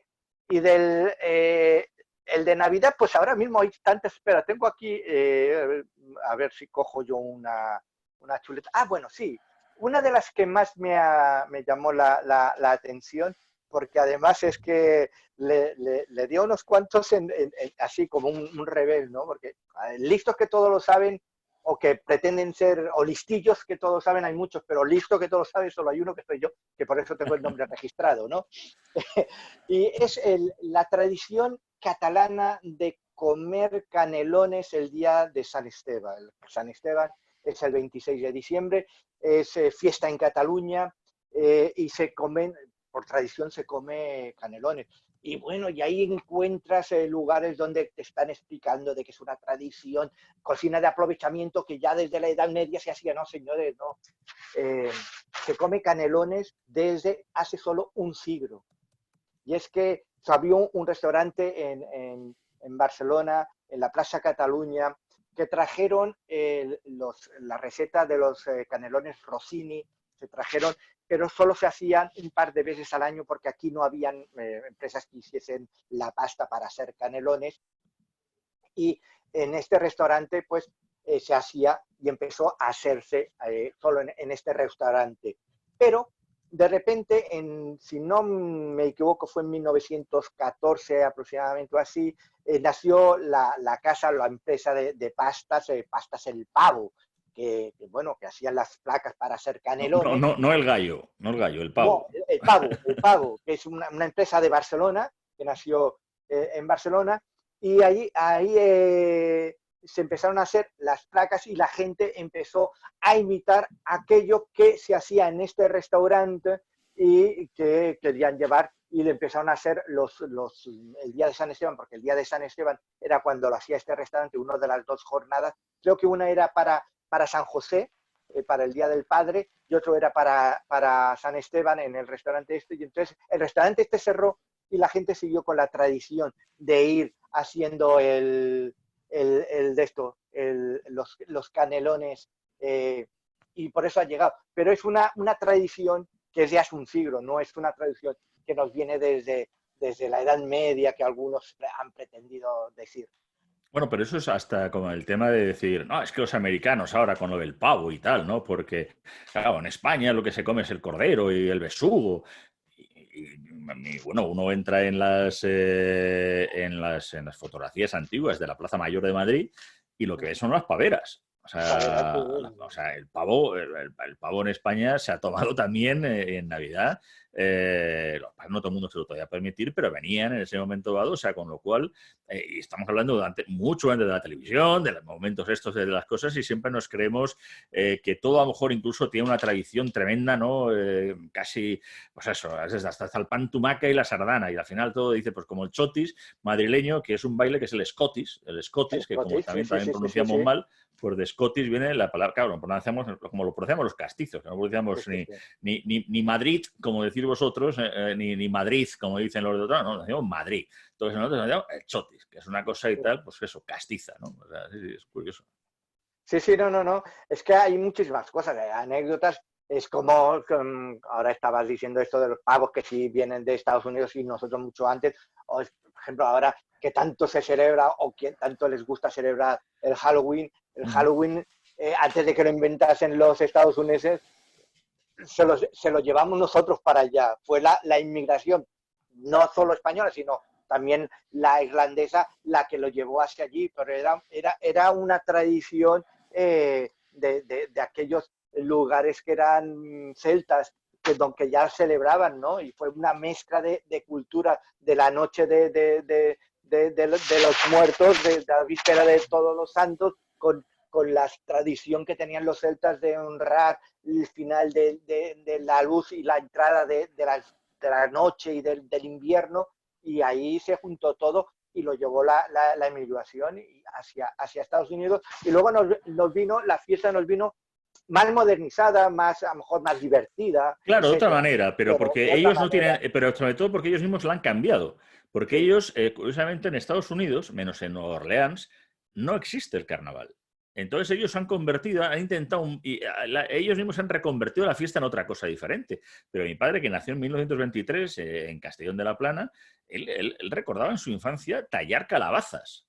O Sí, sea, en Mediterráneo se hacía. O sea, en nuestro Mediterráneo era una cosa que no era tan anormal ni tan extraño. Que por cierto, nos están preguntando si sabemos de dónde viene la palabra cursi. Cursi. Pues ahora mismo no sabría decirte, de verdad. No, creo que venía. Cursi me suena que venía de algo, de alguna personalidad andaluza de Cádiz o así. Tendría que mirarlo. Si me lo dejáis, Yo te creo lo recordar, miro. creo recordar que venía de unas hijas del conde de Sicur, que cuando veían, pues eso, eran estas cosas que se enfollonaban y tal, en estos bailes de sociedad del 19, y entonces ellas venían siempre de una manera vestidas muy cursis, podríamos decir Sí, sí, ahora, sí, sí. pero entonces en esa, me parece que efectivamente con esa guasa que hay en el siempre, pues dice, ya vienen aquí las hijas de Sicur, Sicur, Sicursi. O sea, le Sí, hicieron una sí, sí, especie de coplilla y entonces a la hora de hacer de las hijas, aquí vienen las hijas de Sicur, Sicur, Sicursi, viene la palabra cursi aplicadas sí. a quien va vestida de una manera mal vestida. Sí, no sé ahora porque me ha venido a la mente de que podría haber sucedido a lo mejor en alguna fiesta, alguna sociedad, alguna, en Cádiz. No sé por qué. A lo Sí, mejor me equivoco y estoy mezclando conceptos. Por ejemplo, es que en Cádiz ha dado de sí varias etimologías, o al menos así pretenden. Una de ellas es decir que la palabra cachondeo viene de ellos, ¿no? De Sahara de los Atunes, en el que está el río Cachón, y ellos dicen que allí era donde se reunían los pescadores cuando venían de faenar, se reunían en las orillas del río Cachón y montaban sus pitostes, sus fiestas, sus jolgorios, y claro, de cachón a cachondeo. y de ahí proviene la etimología de cachondeo. Sin embargo, por ejemplo, otros etimólogos, como defendía Joan Corominas, decía que venía de los cachorros de can, ¿no? De los cachorros de perro y de la jauría esa de ruido que hacían, de los ladridos que hacían esos cachorritos, pues venía lo de cachondeo. Si se lo dices a un gaditano, te dirá que no, que viene del río Cachón. Si lo dices, depende de qué etimólogo, te dirá que no, que viene de eso, de Can, ¿no? Y por ahí preguntaban de gilipollas, si venía, ¿de dónde viene de gilipollas? Si, mientras iba hablando, no sé si lo he leído bien. Sí, sí, ¿Estaban sí. preguntando eso? Sí, pues viene de Don Gil Amón, que era uno de esos personajes que también, igual que lo de Cursi, ¿no? Que has dicho, ¿no? Que iba con sus Don Gil y sus pollas, ¿no? Ibas con sus pollas, que sus hijas, ¿no? Y que las querían casar. La mayoría de fuentes dicen que esa puede ser posiblemente el origen, ¿no? De ahí viene Don Gil y sus pollas, y de ahí. Luego está el término gilí, que es muy anterior, que viene del caló, que viene a decir como atontado, ¿no? Y era un término que utilizaban los gitanos para llamar a alguien que estaba atontado y que podría haberse mezclado lo de gilí con lo de gil y lo de las pollas, ¿no? Y todo nacer el término el insulto gilipollas. Es que es curioso cómo, como también se decía en su momento dado, ¿no? que Estados Unidos e Inglaterra eran dos países hermanos divididos por un mismo idioma, pues pasa un poco también con lo que nos pasa con Iberoamérica en general, porque, claro, ellos han guardado palabras, bueno, de pollas ahora mismo, pues nadie está pensando en lo que estamos pensando, o sea, estamos pensando en animales, pero claro, eran las pollitas, las chicas jóvenes, lo mismo que cuando en las obras de teatro del siglo XX, en fin, hablando diciendo, no, pues ahí está la niña haciendo el amor. Coño, y lo dicen aquí en la obra de teatro, claro, hacer el amor era cortejar. Y claro, y Cortejar, luego, sí, pero sí, te sí, sí, digo sí. que de ahí luego la pollera es verdad que se convierte en falda, pero por ejemplo las puñetas pues se convierte en otra cosa que eso, no sé si quiero recordar que lo leí en tu libro sobre el sexo, que Sí, las claro, puñetas es lo que lleva la judicatura, porque caen sobre los puños y se llaman puñetas, ¿no? Que es ese bordado, ¿no? Lo que ocurre que, por ejemplo, en Portugal, hacer una puñeta es masturbarse, ¿no? Y y entonces, en claro, México, y en y, México, y entonces, claro, porque se utiliza el puño, para claro. masturbarse se utiliza el puño, ¿no? También dentro del el mundo de las etimologías del sexo, el decir que alguien que se masturba se la está cascando, es porque el gesto recordaba a cómo se casca un huevo. O sea, o decir que alguien está empalmado cuando está en erección es porque se ayudaba con la palma de la mano a ponerse en erección. O sea, viene de esto. Me preguntan por lo de mariachi. Lo tengo en el libro. En el segundo libro hablo sobre los mariachis. Ahora no me acuerdo. No, pues no te preocupes, yo sí, porque es que lo leí yo en el tuyo. Eso Vale. era de cuando llegan están los franceses en el siglo XIX, en esa invasión que hicieron para meter a Maximiliano y estas cosas, y entonces venían, claro, en las bodas, pues tiene que haber música, en México es un sitio además muy musical, y entonces preguntaban qué es lo que pasaba, y siempre decían, c'est un mariage,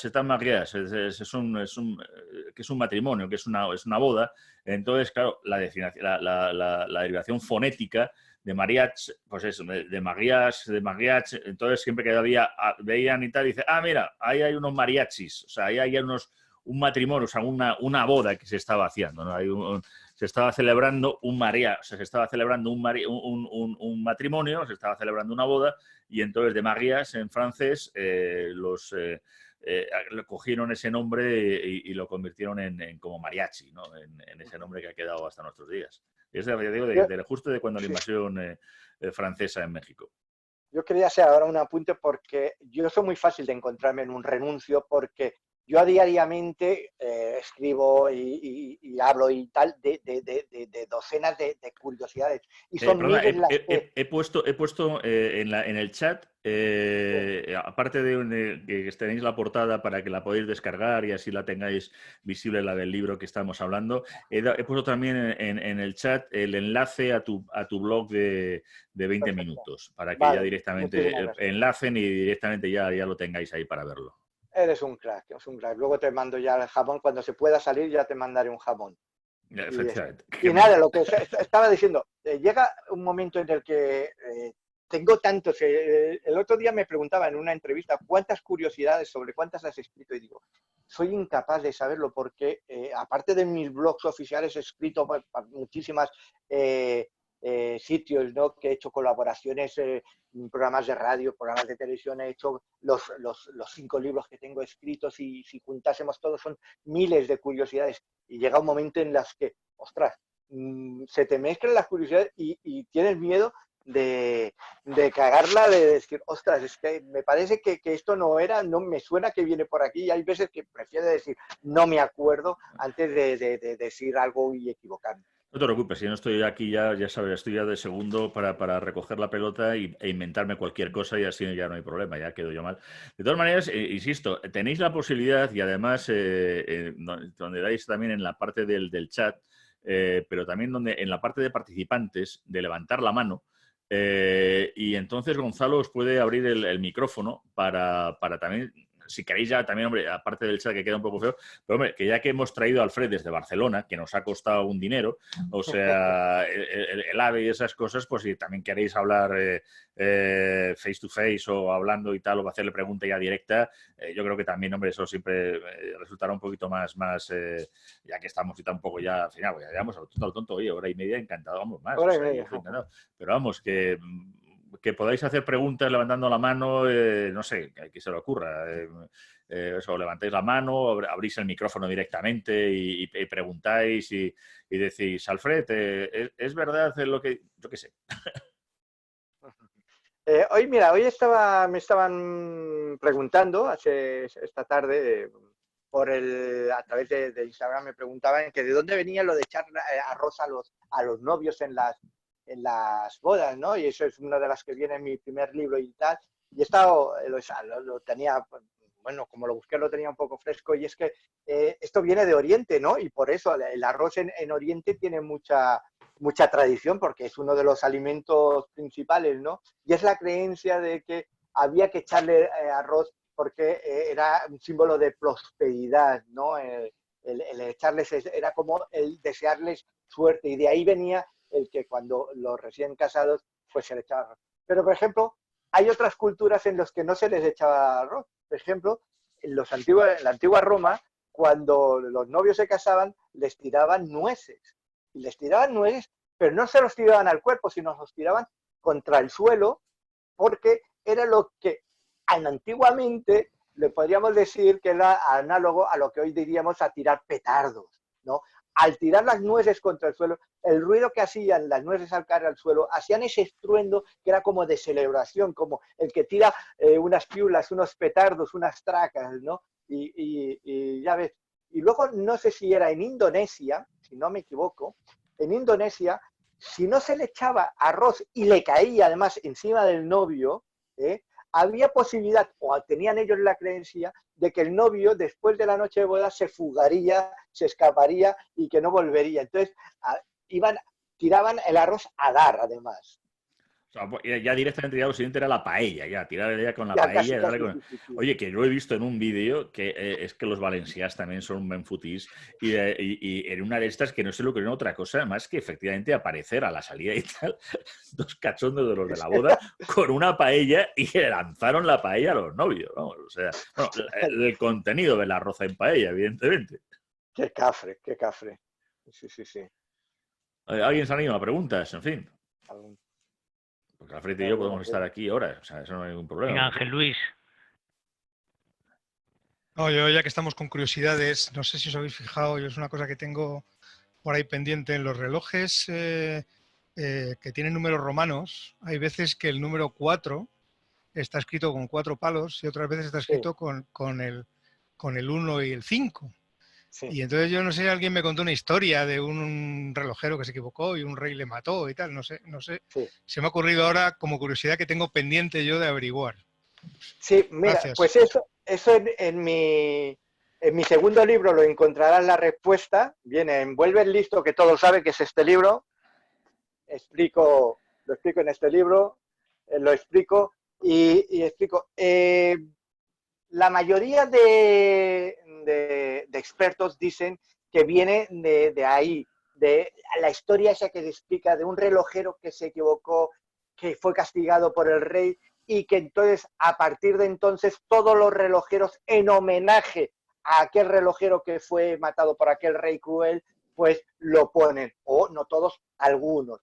Pero la mayoría de expertos que entienden dicen que es por la parte asimétrica, para que quede más asimétrico el reloj. Con 4 palos queda mucho mejor que si pusiesen, porque según cómo se mirase el reloj, se podría confundir si pone un 4 o pone un 6. Ya te digo, lo explico mucho más mejor en el libro, pero si también entras en mi blog, podéis entrar en el blog a través de la página de 20minutos.es o tecleando yaestalisto.com y que allí tenéis una búsqueda y si ponéis ¿por qué reloj es el 4 del reloj? Y os saldrá la explicación completa, porque además allí es de estas entradas en las que me enrollo, y con todos los detalles. Más preguntas. Venga, Gonzalo, alguna cosa rara de esta de ingenieros. No lo sé. De ingenieros tiene que ser. No sé, digo yo. O sea, es que los ingenieros siempre nos descolocáis a los de letras. No sé yo, no sé yo qué decirte. No se me ocurre ahora mismo ninguna. No sé, ¿queréis que os explique alguna curiosidad de...? Mira, esta a lo mejor os gustará y posiblemente la conozcáis.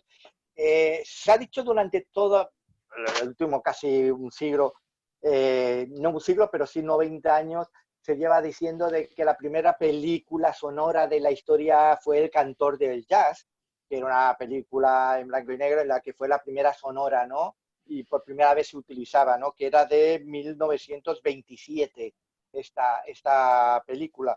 Pero cabe destacar que 4 años antes se estrenó en Nueva York una serie de cortometrajes y si hablamos de películas, todo, sea el formato que sea largometraje o sea cortometraje, son películas. Y si hablamos de películas, podríamos englobar que estos cortometrajes fueron los primeros las primeras películas sonoras. Pero una de esas películas, una de esos cortometrajes, salía con Conchita Piquer. De Conchita Piquer que cantaba en unas coplas y que el corto se llamaba From Far Seville. Y en ella cantaba unas cuantas coplas y era, ya digo, uno de los primeros cortometrajes cortos o películas bueno, sonoras de la historia, cuando siempre se le ha querido dar al cantor del jazz. Ya digo, el cantor del jazz sí que fue el primer largometraje, pero si hablamos de películas tenemos que meter dentro del saco a los cortometrajes. Lo que pasa es que, claro, lo ves que no queda tan glamuroso y tal el cantor de jazz que a Far From Seville. Es que no sabemos vendernos, no sabemos. Sí. Entonces, bueno, ahí es una de esas, bueno, ya que estamos en una época en la que reclamamos lo patrio y tal, ostras, pues esta es una de las cosas que se tendría que reclamar, ¿no? Y injustamente, que no se dice. Ángel, ¿querías hacer una pregunta, me parece? Bueno, lo había puesto en el chat, pero bueno, ante todo agradecer a Alfred toda esta tarde que nos está dando, que es estupendo. Y imagino que en tus libros pues hay muchas anécdotas o muchas descripciones del origen, de expresiones, también militares, del mundo de la milicia y algunas tal vez del mundo aeronáutico, que claro, mucho más reciente. Y te preguntaba por una, porque A mí en el chat le he puesto andar o ir con el bolo colgando. A mí, no sé si la conocen, me dieron una explicación que puedo repetir aquí si queréis. Sí, Y dime, que dime. ¿no la conoces, Alfred? No, ahora mismo no caigo, ya digo, yo hay días que me quedo en blanco y no, de la gran cantidad de datos y curiosidades que conozco, y hay veces que no me acuerdo. Pero explícanoslas, por favor.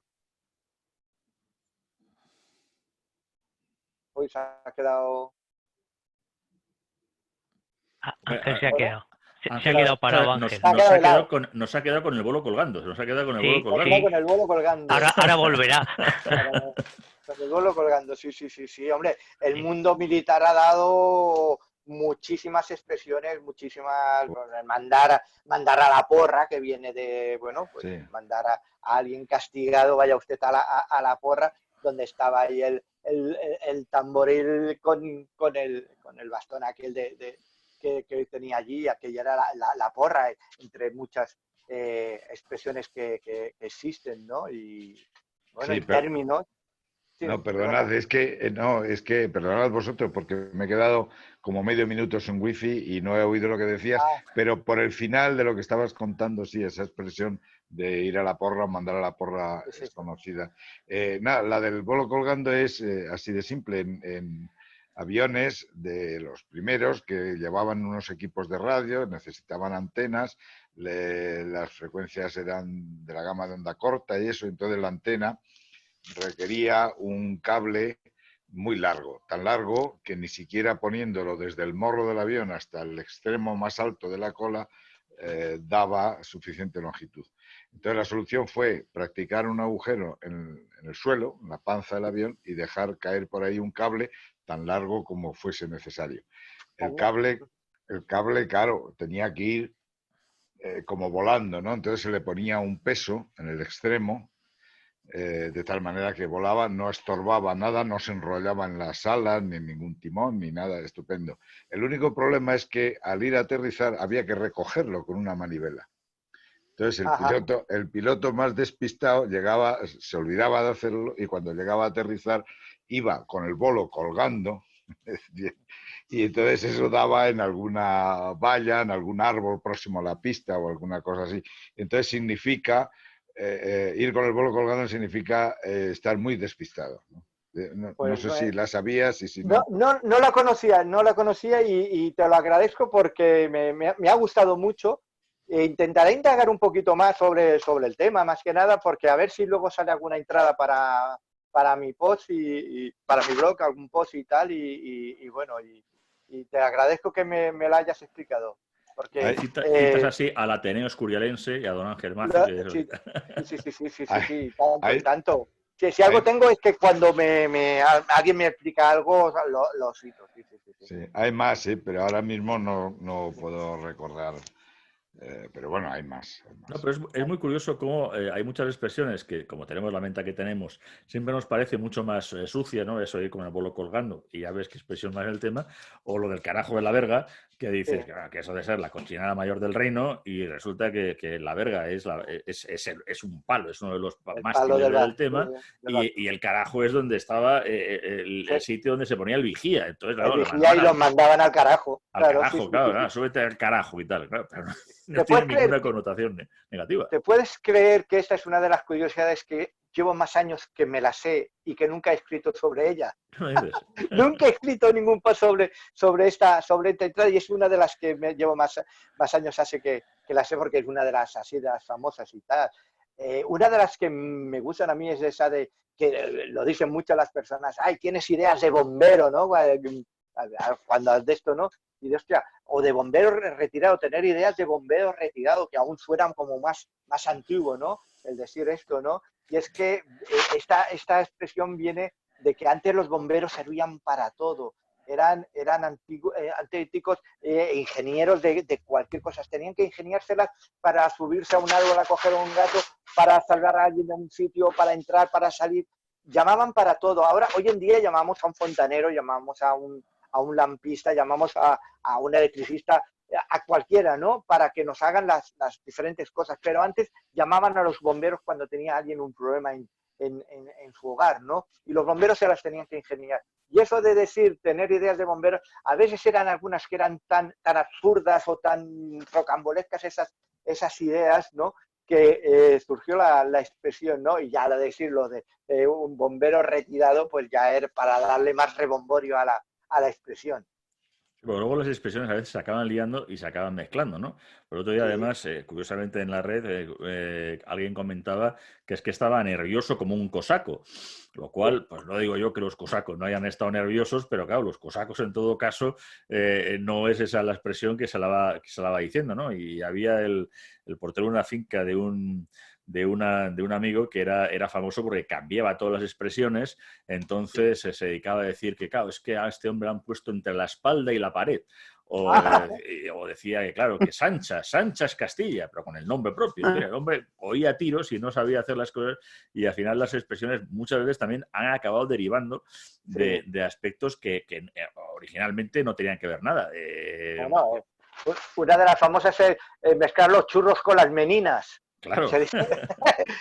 Dice, no, señor, que son las churras y las merinas, que son ovejas. No hay que mezclar una oveja que da buena carne y que da buena leche con una que da... bueno, pero a la gente dice los churros y las meninas, y lo escucha, sí, esa mezclar, hay mucho que... en el libro de políticas hablo de uno de esas personas que se metió en el mundo de la política y que fue un político nefasto, que era un hombre hecho a sí mismo, sin estudios y tal, y nació la expresión decir piquiponadas. Y es que era este personaje era de los que decía eso, se equivocaba y cambiaba las expresiones, los términos, etc. Y entonces cada vez que alguien metía algún gazapo lingüístico decía, mira, ya ha dicho una piquiponada. Sí, bueno, en casa también teníamos una vecina que me acuerdo que en su momento dice, los Santa Marta se han comprado un perro autómata, lo cual sorprendió mucho hasta que descubrió que lo que era un perro dálmata. Pero en fin, así de primeras. La directora, que no quiere entrar aunque sea por sonido, creo que pregunta algo sobre una expresión, ¿no? ¿Entra por sonido? ¿Lo leemos directamente? Yo es que no veo. Sí, es que yo hace 3 días, en un libro, leí una expresión que me sorprendió mucho, que era que le quedaba peor o le pegaba menos que a un Cristo 2 pistolas. Pero esa expresión es correcta. No, pero si no te digo yo que no está correcta, simplemente que me sorprendió, yo no la conocía. Y no me explico de dónde puede venir. Hombre, básicamente porque un Cristo que es un hombre de paz, que es la expresión de la paz, lo que no le puedes poner es que con 2 pistolas y tal como si fuera. O sea, es la contraposición de una imagen absurda. O sea, siempre también a veces es poner algo absurdo como no poderte imaginar con un Cristo ya con 2 pistolas. No sé, sería eso, es buscar siempre una imagen que choca mucho, pero al mismo tiempo es tan visual que hemos de decir, no, es imposible. No puedes ver un Cristo con 2 pistolas. Es una expresión que... Correcto. La de Guachimán sí que, sí. Por ahí preguntan la de Guachimán, viene del inglés. Guachimán es como se le conoce a los personas de seguridad, sobre todo en México, ¿no? En los países hispanos se llaman Guachimán. Sí, en Centroamérica, de Watchman, o sea, el hombre que vigila. Viene del inglés del watch, que es ver, vigilar, y man, ¿no? Y es el Guachimán. Yo esa la aprendí, efectivamente ese es el origen, la aprendí en Guinea, la antigua Guinea Española, ahora Guinea Ecuatorial, Guachimán, y el mismo día aprendí contrití, que es country tea, o té del país. El té de allí se llama contrití, lo escriben así, lo pronuncian con el acento de allí, pero es country tea. Sí, bueno, a veces es eso, es el propio lenguaje el que da del pueblo, el que transforma las frases, las palabras y que luego son las que perduran. En el libro explico otra anécdota que sobre el término decir que algo es chachi, ¿no? Algo que es chachi, que está muy bien y tal. Dicen que viene de la época de cuando después de la guerra civil, cuando llegaba el extraperlo, aquellas cosas que llegaban desde Gibraltar, y venían, que eran cosas muy buenas, venían del Reino Unido, que eran del país de Churchill, y decían que eran buenas porque eran de Churchill, y de ahí quedó decir que una cosa era Churchill. Perdona, ¿se me oye? Sí, sí, perfectamente. Bueno, sí, perfectamente. Hola. Oye, encantada porque me lo estoy pasando Igualmente. genial. Me encanta el origen, abundar sobre el origen de las palabras y de las expresiones y de los hechos históricos y tal, las curiosidades. ¿Sabéis el origen de la palabra boludo y pelotudo que nosotros también utilizamos, pero que viene del cono sur americano? Sí, de Argentina, Uruguay, pues no, ahí sí que no lo conozco, no investigo sobre lo de... A mí me contó un argentino, fotógrafo en Fuerteventura, que venía de los ejércitos independentistas, bueno, ya cuando se habían independizado del Reino de España, que llevaban en sus luchas intestinas, llevaban en primera fila los ejércitos unos hombres con unas bolas muy grandes. Unas bolas pues, a modo de arma, ¿no? Pero claro, eran los primeros que caían, los que iban en la primera fila, que me imagino que serían indios y tal, porque a ver cómo trataron estos a los indios también.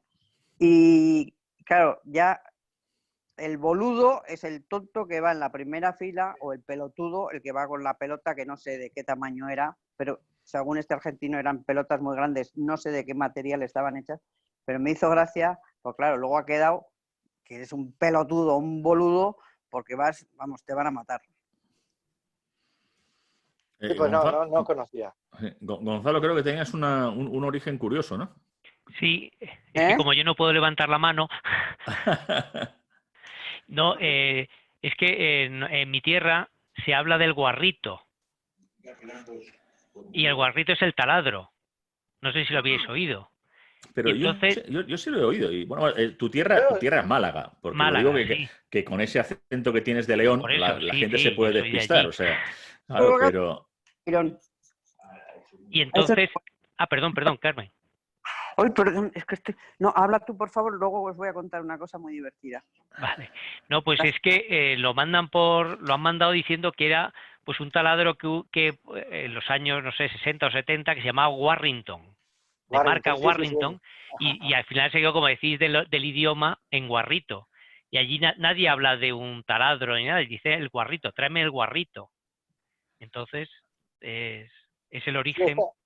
La había escuchado, sí. La habéis escuchado, ¿no? Sí, la había escuchado, sí, de la marca, de la propia marca. Es que, bueno, cuántas cosas conocemos el producto por la marca comercial y no por el producto, ¿no? Pues si ya encima transformamos el nombre de la marca, y eso pues nos puede dar cosas tan graciosas como estas.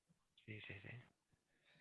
Carmen, sí. Pues yo el otro día me enteré de una cosa muy graciosa. Ya sabéis que yo no entiendo mucho de fútbol, pero en Bilbao yo sé que se canta en el Atlético, o se cantaba antes, Alirón, el Atleti campeón.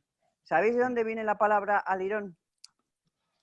Yo leí en cierta ocasión que venía de all iron, todo acero, iron, que era de los primeros equipos que se montaron en España, creo que fue en Huelva, y había un equipo que era de británicos que venían y estaban en las minas de hierro, de acero, y que el equipo se llamaba el All Iron. Esto es una de esto. No he escrito nunca sobre el tema, porque sé que hay otras fuentes que ponen otros orígenes. No sé si tú nos vas a decir otro. Bueno, como sabéis, las minas de hierro ahí en Vizcaya fueron muy importantes a finales del siglo XIX y a principios. Entonces vinieron muchos ingenieros británicos. De hecho, queda mucha gente con nombre inglés en Bilbao. Y entonces, claro, las vetas de hierro las escribían all iron, o sea, all iron, todo hierro. Entonces, los trabajadores decían, aquí hay alirón, o sea, aquí hay... Aquí es todo hierro, aquí es todo, o sea, aquí es todo bueno, sí, por decirlo así. Sí, no, alirón, oye, alirón, alirón. Y se quedaban con el alirón y luego lo cantaban en los partidos de fútbol. Me parece muy simpático. Que eran los trabajadores los que leían All Iron, que es todo hierro, aquí está el hierro y aquí está el hierro, y pues iban marcando todas las vetas donde había hierro, ¿no? Y los otros iban pues como un cántico pues eso, de celebración, ¿no? Alirón, alirón, alirón, alirón. Y luego ya se los metieron al fútbol. Eso es lo que yo sé. Sí, no, pero eso en general es que nos ha pasado mucho porque además hay cosas que de las antiguas e incluso, yo recuerdo de quien en un momento dice, oiga, ¿no tendrá usted neumáticos Firestone? Pues mira, no tenemos y tal. Claro, hasta que nadie dijo que se había Firestone, pero claro, es que también cuando uno va al Reino Unido o a Estados Unidos, como le pide a la marca Colgate, hacemos el chiste del argentino. Porque claro, es que si tenemos la posibilidad de consonante vocal, no hay español que no lo lea como se traduzca. O sea, no nos vamos a poner a pronunciarlo. Pues, sí, aquí pone Firestone, Firestone. Aquí pone Colgate, Colgate. No, eso... Esto como llamamos a Kirk Douglas y Michael Douglas, ¿no? Sí, eso era lo que una de las cosas que siempre se decía. ¿Quién es Michael Douglas? El hijo de Kirk Douglas, ¿no? Y yo además es eso. Una vez en una de esas charlas que he dado y tal, que hablaba también, ¿no? De las correcciones y tal, digo, hoy en día todo el mundo, siempre mis padres y tal, se dijo John Wayne, ¿no? O John Wayne, no John Wayne, sino John Wayne, ¿no? Hablan de John Wayne, ¿sí? Y digo, vamos a llegar a tal nivel porque, por ejemplo, yo soy de la generación que Star Wars no era Star Wars, era la Guerra de las Galaxias, ¿no? Y bueno, y era el retorno del Jedi y no del Jedi, ¿no? Digo, pues vamos a llegar a tal nivel de corrección que a don Pepe Isbert lo vamos a llamar don Pepe Iceberg. Pero es que había cosas complicadas. O sea, es verdad que se han hecho con las películas. Estamos hablando un poco de las curiosidades fonéticas, pero también está. Claro, hay cosas que no quedan bien. Luego nos hemos inventado unos títulos a veces aberrantes, pero claro, una película de ciencia ficción, como por ejemplo, que en su momento fue de los 80, que era Cocoon, que venía con la doble O. Claro, pero ¿cómo vas a poner tú en los carteles capullo? Es que es lo que significa un cocoon. Un cocoon es un capullo. Claro, es un capullo se entiende pues con una crisálida. Claro, pero poner crisálida quedaba de lo menos ciencia ficción del mundo. Pero claro, poner capullo, porque claro, al final dice... Y fue cuando muchas veces se empezó a decir que era... vamos a empezar a poner ciertos nombres. Le pasó lo siguiente a Alien, porque claro, Alien también... en el fondo es alguien extraño, es el extranjero, no es el extraterrestre. Sí. Entonces ahí está. Claro, entonces, bueno, dices, había nombres que podían quedar bien y no romper mucho lo que podía ser, te digo, esas traducciones a veces tan espantosas que se han hecho de títulos de películas memorables. Algunas de ellas incluso hasta contando el final en el propio título. Sí. Por ahí corren algunas entradas, algunos artículos que son muy buenos que explican eso. Títulos curiosos de películas que según cómo se ha traducido en según qué países te hacían un spoiler ya en el propio título. Sí. Y creo que el propio Woody Allen fue uno de los primeros directores que prohibió que sus películas se les cambiase el título, que no se mantuviese el título original porque le hicieron tropelías. Creo que en Francia, en una de las películas que hizo, se las titularon como Woody y los robots o algo así, una de las películas aquellas que tenía y se enfadó muchísimo y dijo que no, que las películas mantuviesen el título y por eso, si os dais cuenta, todas las películas de Woody Allen mantienen el título tanto en inglés como cuando llegan aquí. Y la siguiente ya fue prohibir los trailers, porque él también, los avances, los trailers, es que es verdad que a veces vas a ver una película, ves el trailer diciendo, mira, me han ahorrado ya otros 8 euretes porque me la acaban de contar entera, o sea, ya no me ha producido ningún interés. Entonces, Woody Allen no tampoco quiere que haga trailers porque él tiende y dice, oiga, yo me he pasado aquí para hacer una historia, un guión, un montaje, que es donde las películas muchas veces se rompen o no, para que luego de pronto en el tráiler descubras muchísimas más cosas de las que imaginas. Hablando de trailers, los trailers, sabéis que son los remolques que llevan un camión que va detrás, va el remolque que lleva el camión detrás, ¿no? Eso es el tráiler. Y se llaman tráiler a esas piezas cinematográficas porque eran cuando se ponían detrás de la película, no delante de la película. La gente que se quedaba luego, a lo mejor para la sesión eran sesiones continuas, cuando acababa la película iba a empezar la siguiente, en el rato aquel era cuando se colocaba el tráiler, o sea, iba a remolque de la película.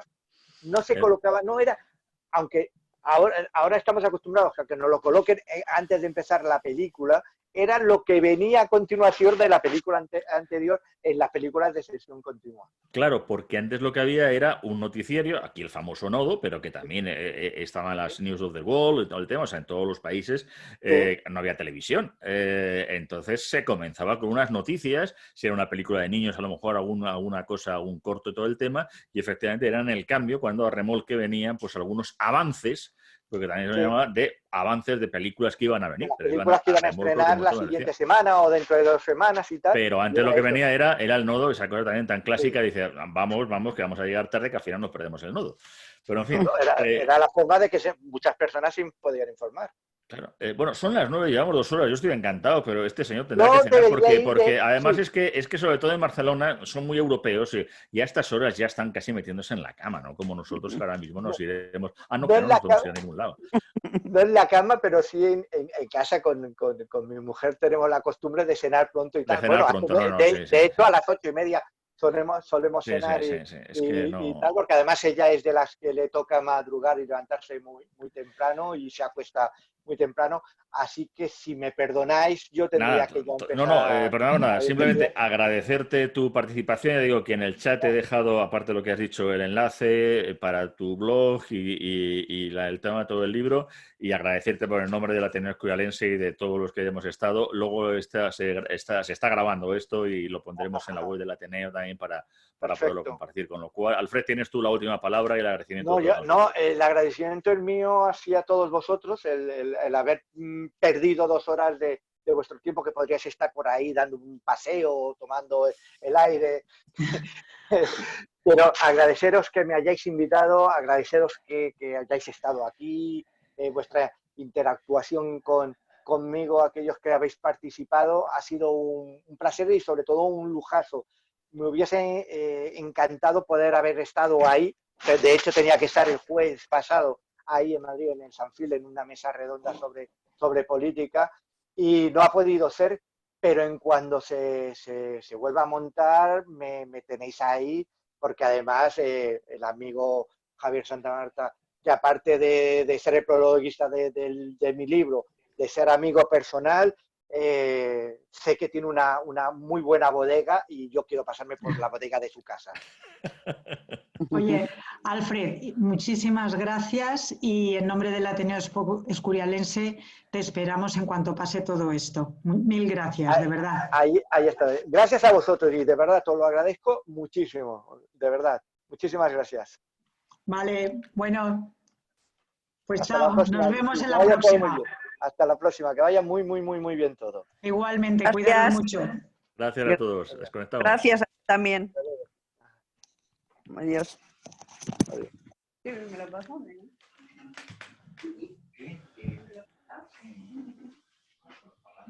Gracias a ti también, Javier. Muchas gracias. Nada, por Dios, eso ya me lo cobraré yo. Vale. En el vino ese famoso. En el vino ese famoso, ¿no? Sí, que tengo un par de Magnums de Ribera, de Matarromera, que no sé qué hacer con ellos. Llámame torpe, pero no, ahora no sé salir de aquí. Abajo a la derecha. Ahora, es que se me había escondido. Vale. Perfecto, venga. Alfred, buena nit. Moltes gràcies per tot. Buena nit, buenas noches. Un abrazo, amigo. Adiós.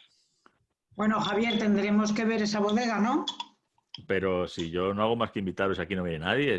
Esto es muy de triste. Esto es muy de triste. O sea, yo ya sabéis que... No lo consigues, Alfred. Mata la reunión y así sale Alfred. Te lo mato, espérate, lo mato yo. Mata. Venga, hasta luego. Hasta luego.